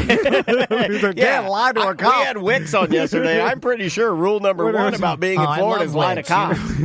I love him. Yeah. OMG Wicks, you had him on? Yeah, we're, I don't know if you know this, but this podcast thing we're doing is getting pretty big. Yeah. Y'all are big time. And by the way, we should have got into YouTube. Although I don't know. I think you're making more money. I don't know. I'm thinking about going back to radio. What do you think about us, Tom and I, going back into radio full time? Me and Daniel have been talking about it. And would you be our producer and stunt boy? Yes, I will quit everything and I will go into the poorhouse. You know, I have thought about him. There's some money built in. There's no other producer I'd ever hire. No, not even one. Yeah, this Nobody. guy hired the best hired gun in the business. Literally. But here's what I worry about. Can you tame a wild stallion? Can you bridle him down? I don't know if you can. No, I don't think we want that. I am a liability. I want you wild. I want you wild suicide watch, wild drugs. I want you wild drugs. Yeah. We'll get back to the basics. Do you know that there is a radio station in New Smyrna Beach that is a Christian radio station, and I have inquired about buying it. Yes. What do you mean? Well, why? Well, first, it's a 25,000 watt. Who is that walking in the background? Casey Howell is here. Yeah, Casey, Jeff Howell's son is doing the segment. We thought we got rid of the Howells, but they made another one, and it's invaded our broadcasting I thought life. he was supposed to be a pilot or something. No. He chose music instead, man. Yeah, he's following in the same thing with me and radio. Yeah. Because it's the entertainment. Yeah. You were destined to always. You'll die doing a stunt one day. Yes. That's how legends go out. And you don't know this, but if we hire you as our producer and you're producing our show, guess who's going to be a Mike 3? Casey's going to be swinging by now and again to give that Jeff Howell flavor. Yeah, exactly. You can always count on him to plug something. Yeah, yes. Casey Howell is the Cracker Barrel rebrand.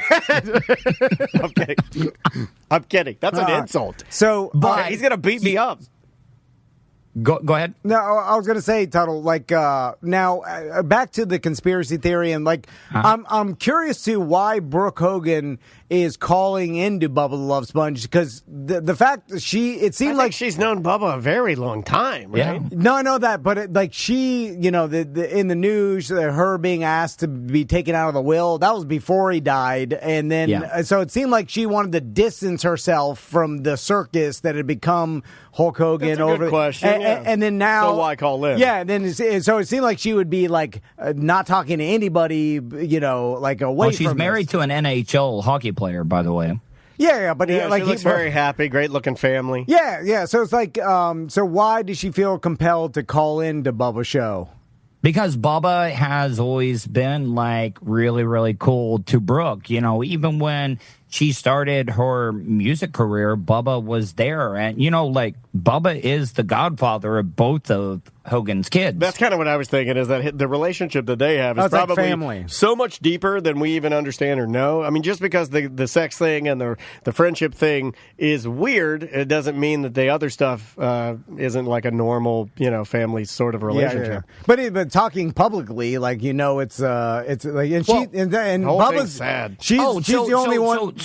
So the reason Brooke wanted to call in was that she's getting bothered so she said that her phone has never ever it's ringing nonstop constantly, and she just felt that Bubba has been the mouthpiece that has gotten stuff out there, and it's better to just go through one single media outlet instead of having to talk to numerous people at the same time. Okay, gotcha. So it's just she has to get the message out so she stops getting bothered. So I'm going to get it out through someone I'm comfortable with. Yes, because Bubba's not going to put her in a bad situation because, he's family. The godfather of Brooke. Yeah. Okay, that paints a clearer picture. I didn't know they were that close. Can I tell you something? Yeah. I would like to make you the godfather of Maisie Dennis, and I would also like to offer you my wife. I'll take it. Okay, deal. Yeah, I am the godfather. All I ask from you is you allow me a pool pass where I could just go in your backyard and swim anytime I want. Pool pass. Yeah. Pool pass. Do you want Tom talking on your behalf, if something happened to you, Daniel? Like a conservatorship. I already have that with my wife. Do you know I'm locked out of every bank account even the ones I own? That's how my dad didn't even have a bank card back in the day. He would it'd be Sally, can you get me $40? I just like having a couple of 20s. That's what I do. I ask for some money. I'm becoming your father. I'm becoming an old Florida guy. I love it. That's all that he wanted was he's I need to keep $40 on me. That's about all I carry. $20, $40, something like that. And he had a $100 bill that he had bet somebody in the park that Trump would win the first election, and he never spent that $100. He wrote on it. And that's why it's still going. It's a magical. Yeah, he wrote. I still have that, and I'll have to get it. It's in his wallet. That's pretty awesome. Trump's 100. That's pretty awesome. Your dad frame that. Yeah, your dad was an OG. He was before it was. Before everything, like he was on board day one. I feel like. I wish I still had his construction shirt. We're proud of our erections as a construction. I still have a couple of those. Do you want one? Yes, I do. I would love one. You know what? Tuttle gave me one back in the radio days. We should reprint those in honor of your dad. Yeah. They were hilarious. So back to what did Brooke Hogan say today on Bubba Show? That she is kind of glad for this. You know, she got to see her father. You know, they did not do a toxicology report because I don't know why. She didn't really go into it as much, but she just wanted to see her father and have some closure. And she got that opportunity. And she also talked and saw all the body cam footage from the law enforcement officers that were there at the time, plus the paramedics and the fire department and all that stuff. And it was just something that she needed as I guess, closure for that. You know, and that's heavy. And that's why she came in. I mean, look, I know that this is... We all grew up with Hulk Hogan, though. Oh, yeah. Like, I mean, we all did, right? Like, I mean, I think that's maybe one of the reasons why people, I don't know, enamored with this story. Because we did. Where's the fortune going? Does Bubba the Love Sponge talking about that? Like I know that maybe he didn't have that much. But what do you think he got from all? And this is just you got to remember. He got the Gawker money. Well, it's not even clear cut what he had. Like we don't know his assets. But it's split after his divorce and stuff. Yeah. Like, but he had some properties. Yeah. So, but you know, like he also had a settlement that nobody really knows how. You know, Cox Communications probably paid him over $50 million. Whoa. They have that much? I'll be surprised. I thought they said. I'm surprised they have that these much. radio stations are just floating in the sky. It's an IOU. No way they gave that to him liquid. But they did. They had to sue because like the video was getting, and I guess it could have been a lot more. But Cox like decided to settle, and I mean, can you imagine if the settlement was like close to $50 million? What it would have been like? That's wild. I mean. To settle for $50 million, the lawsuit must have been tremendous. Has Nick said anything, or is he kind of laid low? Don't even get me started, because I swear to God, him walking around with any inheritance money, he is going to be a little piece of crap, like running around Tampa. I didn't expect that. Does he get all that money? Like I know his wife, or like Sky, is like you know. I don't know. I don't know. I don't know. But man, if Nick Hogan got that type of money running around town, man, I'm not a big fan of his. Okay, that's fair. Does he still live in Tampa? Yes, he does. I mean, he recently... Did you guys see the body cam when Hogan was still alive and Nick got pulled over for a DUI and Hogan had to come down and bail him out? I did watch that. It's sad. And get him out of trouble. Yeah, it's sad because then they're asking Hogan. They're like, they show Hogan and he does a typical dad stuff, and the cop is telling him what he did, and Hogan does. I forget what he says. It's a quote, and then Hogan's like, "Yeah, oh boy, brother." Like he's he's like disappointed, and he does the thing like, "Oh God, again with the car." Yeah. Oh, my God, yeah. And you kind of look. He gets. He went to jail for this. Yeah, it's wild. But yeah, I mean, listen, man. Like, I mean, Bubba is, and a lot of people don't think about this. That Bubba, people, even though like they were on I don't even know if they were on bad terms. They just did not talk to each other. You know. But think about it though. Like, I mean, they hung out. Like, Bubba was Hogan's best friend at one point. Oh no, I know. That's what makes I think this whole thing like eerily sad is that. And I think people forget about that though. Yeah. Like, I mean, because do you realize that Bubba though, and like it or not, Bubba, when you say that Bubba probably got the worst end of everything. Out of everybody. He wasn't banging the hot lady with a thermos. Yeah. He didn't get any of the sex tape money. No money. He lost his job.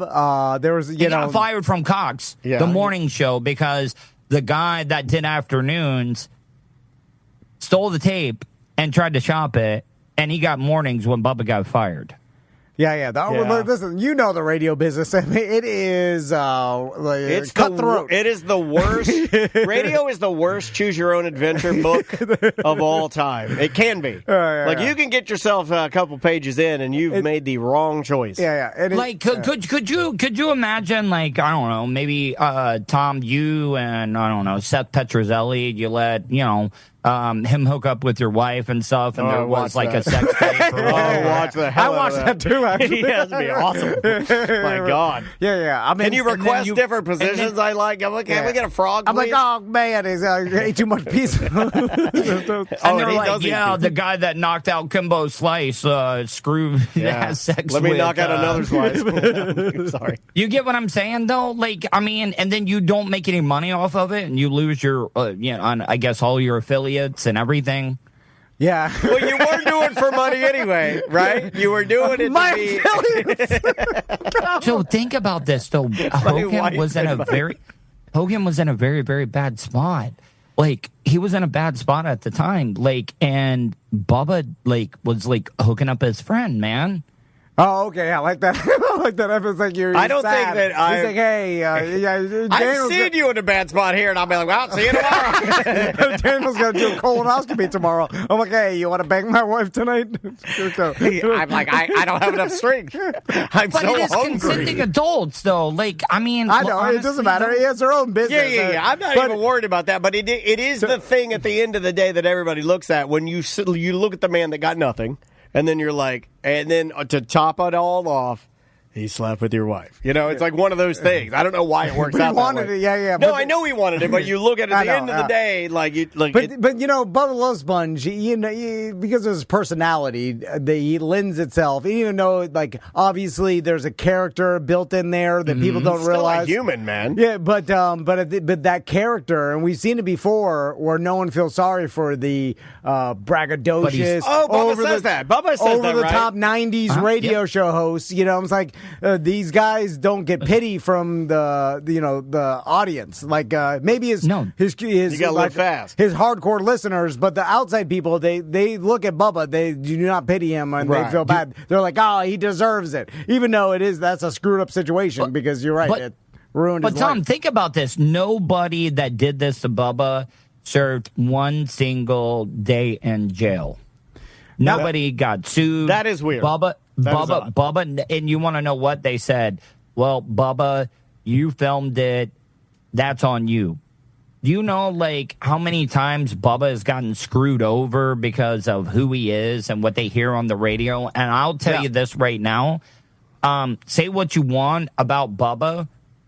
He is a very caring person. Okay? Because I'll tell you this. I went to the hospital. He had me Baker acted. And I know at the time, a lot of people were like, oh, weren't you pissed at him? But it was the best thing that anybody could have ever done for me, though, at the time.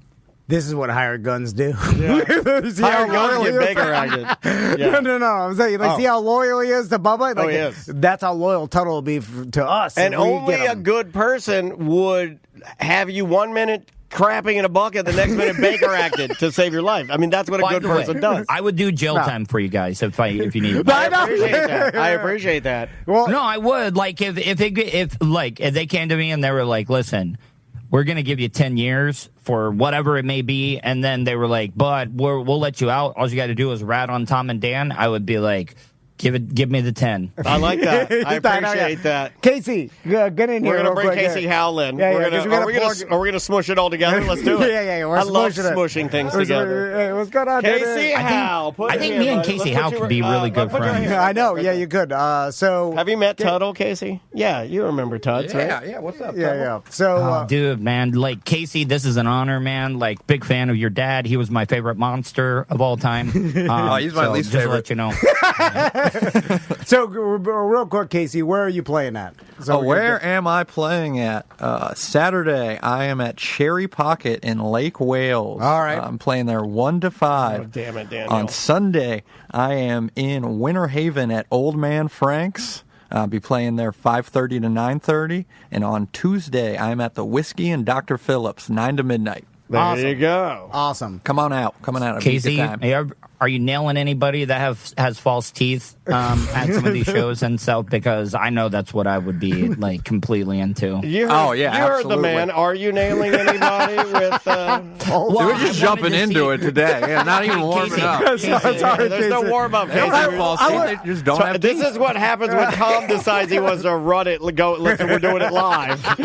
Well, I was going to take a break and then make a switch and then bring you in, Casey. But then I decided, you know what? Let's bring them in together. Tom doesn't care enough. Yeah, lions don't have to stretch before they get into the chase, right? Yeah. How much is your talent fee to play at a clubhouse at a 55-plus community? Oh, I take any opportunity I can get. I'll play that for free. Don't tell Tom. You're not your father's son. You're not your father's son. He's my tastes skew older. So, okay, Casey, I got everybody on the camera so we can see Casey, we can see Tuds. Real quick, your dad made a post about an Irish building that was that said sold on the outside, and he put it on Facebook. And then I started getting text messages from Tracy and other people that know Jeff. And they're like, "Hey, did you see Jeff bought some building in Ireland?" And what's he doing? Red Dog 2? Yeah, everybody said Electric Boogaloo. Yeah, Red Dog 2, Electric Boogaloo. So immediately, I was like, "He's just trolling. This is Jeff Howell. He loves the internet. Just Jeff Howell's effing around. You guys don't know. He just says this stuff to mess around." Is your dad always joking? Oh yeah. I don't think we've had a serious conversation. Your dad should have called me. I could have taken care of the insurance on that business. Yeah, but it's the best. That's awesome. It's the best personality to have because you always know it's going to be a joke. You see what I'm saying? Well, he's rock steady. But I do it. I'm just in suspense all day, just waiting for the punchline. It seems to be driving my family crazy. They're not really into it. Oh, and his too. Okay, fair enough. Good to know. I will write that down. Last time I saw your dad, I went out. Was at an event. And he was playing. All of a sudden he was like, "Yeah, I'm so mad you didn't ask me to play your wedding." And I'm like, "Yeah, you were costing too much for you to play." Let's command a handsome price tag. Yeah. I mean, he's a premium artist. He's worked a long time, and you just like an experienced plumber, you're paying for the experience. You know. Do you still think fondly of your wedding, Tuts? No, not really. Okay. All right, that's I remember fair. I didn't get laid on my wedding night. I went out and got drunk with, I think, Tom at some Irish pub. Because, come on, what do you expect? I'm an alcoholic, and you got me in a town where you can travel around with your alcohol in a plastic cup. Were you an alcoholic then? Yeah, oh yeah. Dude, I was a drug addict, dude. I was slamming my elbow in doors to get pain pills. That's all for fun. Did you ever have to... that's just boys being boys. Yeah, I mean, I caught... Thank you. That's a good... Let me write that down. Yeah, good trick. It's a different time in Florida. Did you have to have a tough talk with your now ex-wife? Did she ever sit you down and be like, "Look, I caught you slamming your arm in the pantry. I tripped." So the one time she knew that I was a degenerate was, remember the Miss Monster that I got slammed by the Asian giant, choke slammed by the Asian giant? I do remember that, yeah. I broke 4 ribs, and I couldn't get pain pills at the time because the whole database just started, and I was screwed, so I had to start drinking a lot. Do what you can, right? The database. Yeah, if you have to, man. Yeah. You're on the database. That's when they started hey, you're seeing 12 other doctors. Yeah. The database got us all. The database got all of it. Because there's a time you could just go to any doctor they weren't communicating. And you know what? It was a simpler time. And you know what I really love is when you'd meet somebody and they'd be like, "Well, I'm not a doctor, but I'm close." And I'd be like, "Well, what is that?" And they would be like a physician's assistant, and I'm like, "Well, what does that mean?" They're like, "Well, I can write the prescriptions." I was like, "Thank you." Doctor to me. All I needed to know. So I remember the first time that a doctor, I knew exactly I knew what was coming, okay? So this is back when I was getting, so at the time I was getting a month's supply of Adderall and opiates all in the same time. Yeah, you were Adderall way before Tom. You were so late to the party. Oh my god! You know they're treating Adderall like pain pills now. They're making it's Did you know that? It's all. I didn't realize how disgusting the underbelly of this Adderall. So just see an old man doctor and then get out in the world. They're like, oh, we don't do that. You have to go. You have to do a drug test. I sat so here. we know you're not selling it. Tons. Do that. Tons. I sat here and I heard Black Mama after Black Mama yell at Tom and chastise him for being addicted to Adderall. She'd be like, "Ooh, we don't do that, baby." So you go somewhere else. The first time that I got called out by a doctor, he had like a book, like thick, of like all the times that I've gotten Adderall and stuff, and I'm like, "Can I get a copy of that? This is somebody stealing my identity. Can I get a lawyer? I need a copy. I need 2 copies of that." They're like, "Sir." That was my first response. I'm like, "This is identity theft. Somebody's been like somebody called LifeLock." Sir, there's a picture of your driver's license and you signing it. They're holding a newspaper. Somebody stole my wallet. We have a video of you walking out of Walgreens, clicking your heels because you have so many pills. And then everybody knows that feeling too. When you go in and you get the big bag of pills and you're walking out, you're so happy you got it. You're like, oh my god, and then, set for life. Yeah. Then there's a video of you eating Subway in your car and falling asleep. My favorite thing would go to the mall after like my morning coffee, a 30 milligram Adderall, and a 10 milligram Blue Meanie, and I would just go to the mall and people watch. Yes. I'd leave my sunglasses on, walk around with a Starbucks venti. I would just walk around. You taught Daniel that. Yeah, I would walk around with a Starbucks venti and just like look at people, and then every person I look at, I'm like, do they know? All right. So, Tuttle, so that interview is out today. Are you doing any more content yourself? Yeah, I've been doing some more stuff. I'm doing Tuttle's 10 meat reviews now on Bubba's show. Where KCD 10 meat. You ever eaten like 10 fish? 10 fish in a can. 10. Yeah, like 10. Okay, I thought you meant like double digits of meat. Yeah. In case you ever eaten 10 inches of meat. So like Wednesday. Your deviled ham. What other 10 meats are there, Tuttle? Well, this week. So hear me out. So one of the lawyers on the show is. Okay, so I've been doing these, and they began like 3,000 or 4,000 views per video, like within a week. Holy smokes, that's not good. No, it's not. It sucks. 3,000 or 4,000 a week? That's good. No. I'm comparing it to Mr. Beast. I'm comparing it to Oh, yeah, it's a Mr. Beast. Whatever. What are your prizes? They're going to fly me. They want me to fly on Spirit Airlines from here, Orlando, to Atlanta, eating my 10 meats on the plane next to. And if we're going to Atlanta, I'm just going to be honest, it's probably going to be a little urban, a person of color. Yeah. So and I've got that Strawman stuff, which is the fermented shark you can get from Iceland, and it smells like cat pee. I'm going to eat that on a Spirit airline going to Atlanta.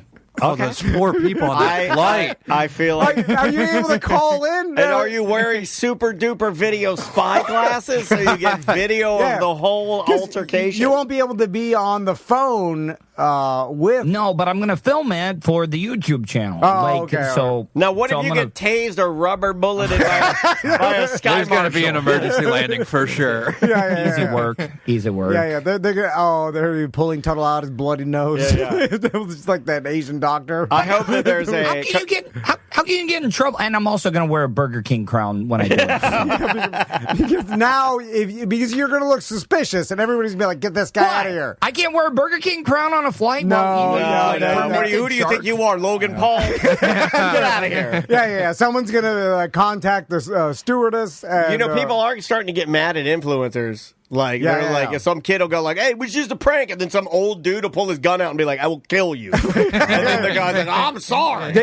There was someone beat up for trying to, or went to jail for a while because he was going and causing, like, he pretend to be employees at like big box Target, stores. right? Are you talking about the Target guy? Yeah. So did you know about this? No, I don't know the story. So some influencer that his whole content was he'd pretend to be employees at Target and other places.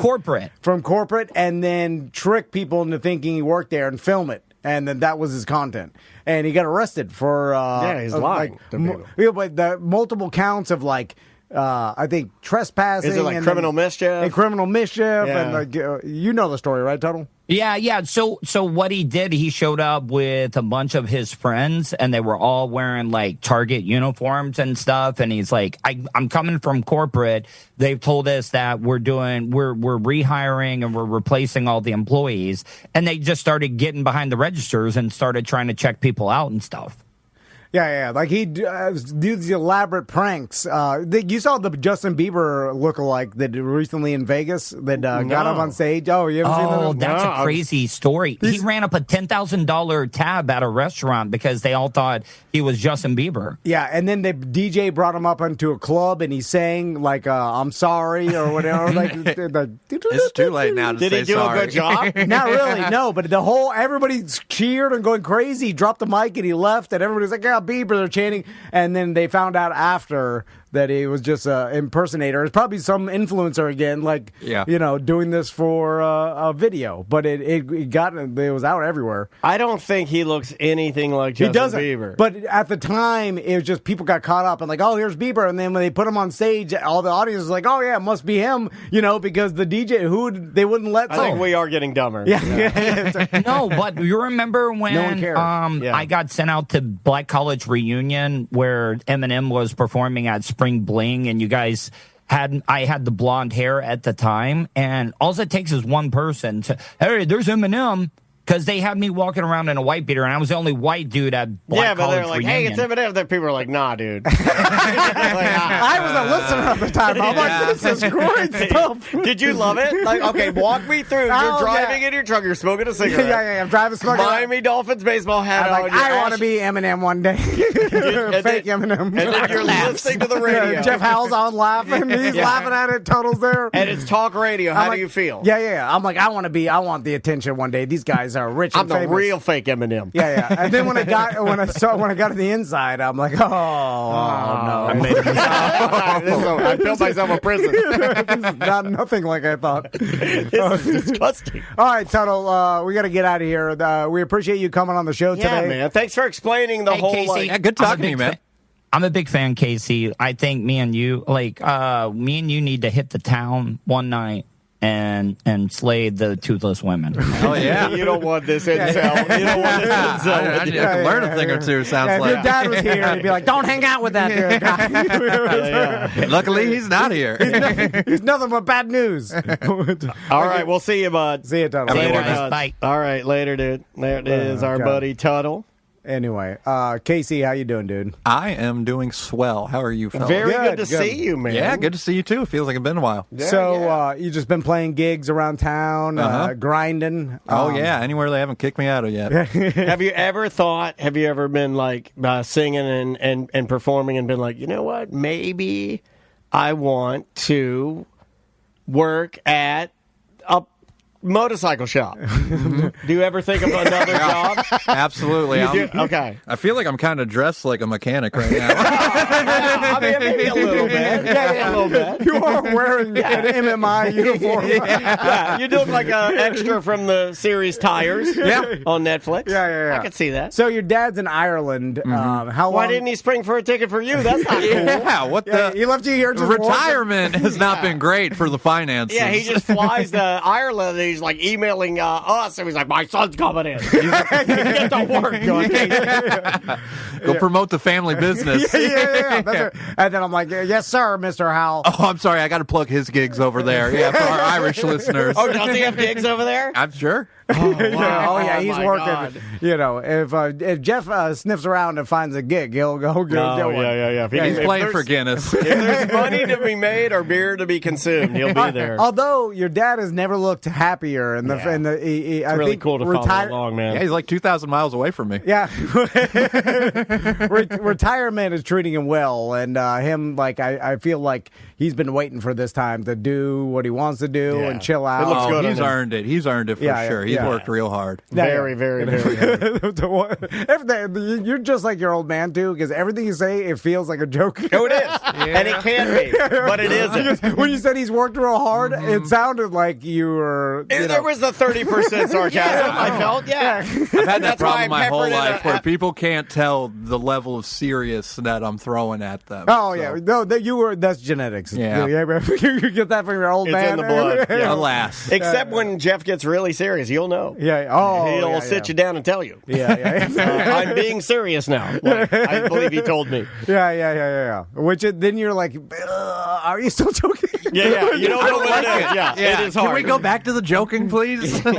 So again, real quick, let's run down your gigs. Let's plug your gigs, man. Because I want to make sure they're properly plugged. Yeah. Go support Casey Howell. And I've heard is it Dirty Frank's? Is that the name of the place? Old Man Frank's. Old Man Frank's. Heard nothing but good stuff about that. Yeah, it's awesome there. You should take your boat out there. Okay. I think you can boat out there. All right. Yeah, you can. I've never seen this before. This is the only place I've seen this where I've seen it thousands of times where people get too drunk at a bar and they leave their car there. But this is the only place I've ever seen somebody get too drunk and leave their boat there. That's badass. That's a baller move. That's real drunk. Because you can drive a boat drunk. I know. It's not that You can't hard. stop it as easy. You can drive it. Yeah. Then leave your boat, and that's a bigger pain in the ass than leaving your car. For sure. Anyway, what do we got? But I'll be at Cherry Pocket in Lake Wales on Saturday, 1 to 5. I'll be at Old Man Frank's in Winter Haven Sunday, 5:30 to 9:30. And at the Whiskey and Dr. Phillips Tuesday, 9 to midnight. Come on out and see me. That's a good spot, Awesome. too. It's a great spot. And if the people follow you on social media, they can see all the links at Casey Howell. CaseyHowell.com. Check out my Facebook, Casey Howell Music. Awesome. There you go. Hey, thanks for dropping by, man. And, Thanks for having me. apologies for injecting you straight into Tuttle. Yeah. I know you're that was cool. I was mainlining some Tuttle. I was going to say, go wash your hands. You'll be fine. Yeah. And, guys, thanks for listening. We appreciate you. And we will see you next Monday. Monday.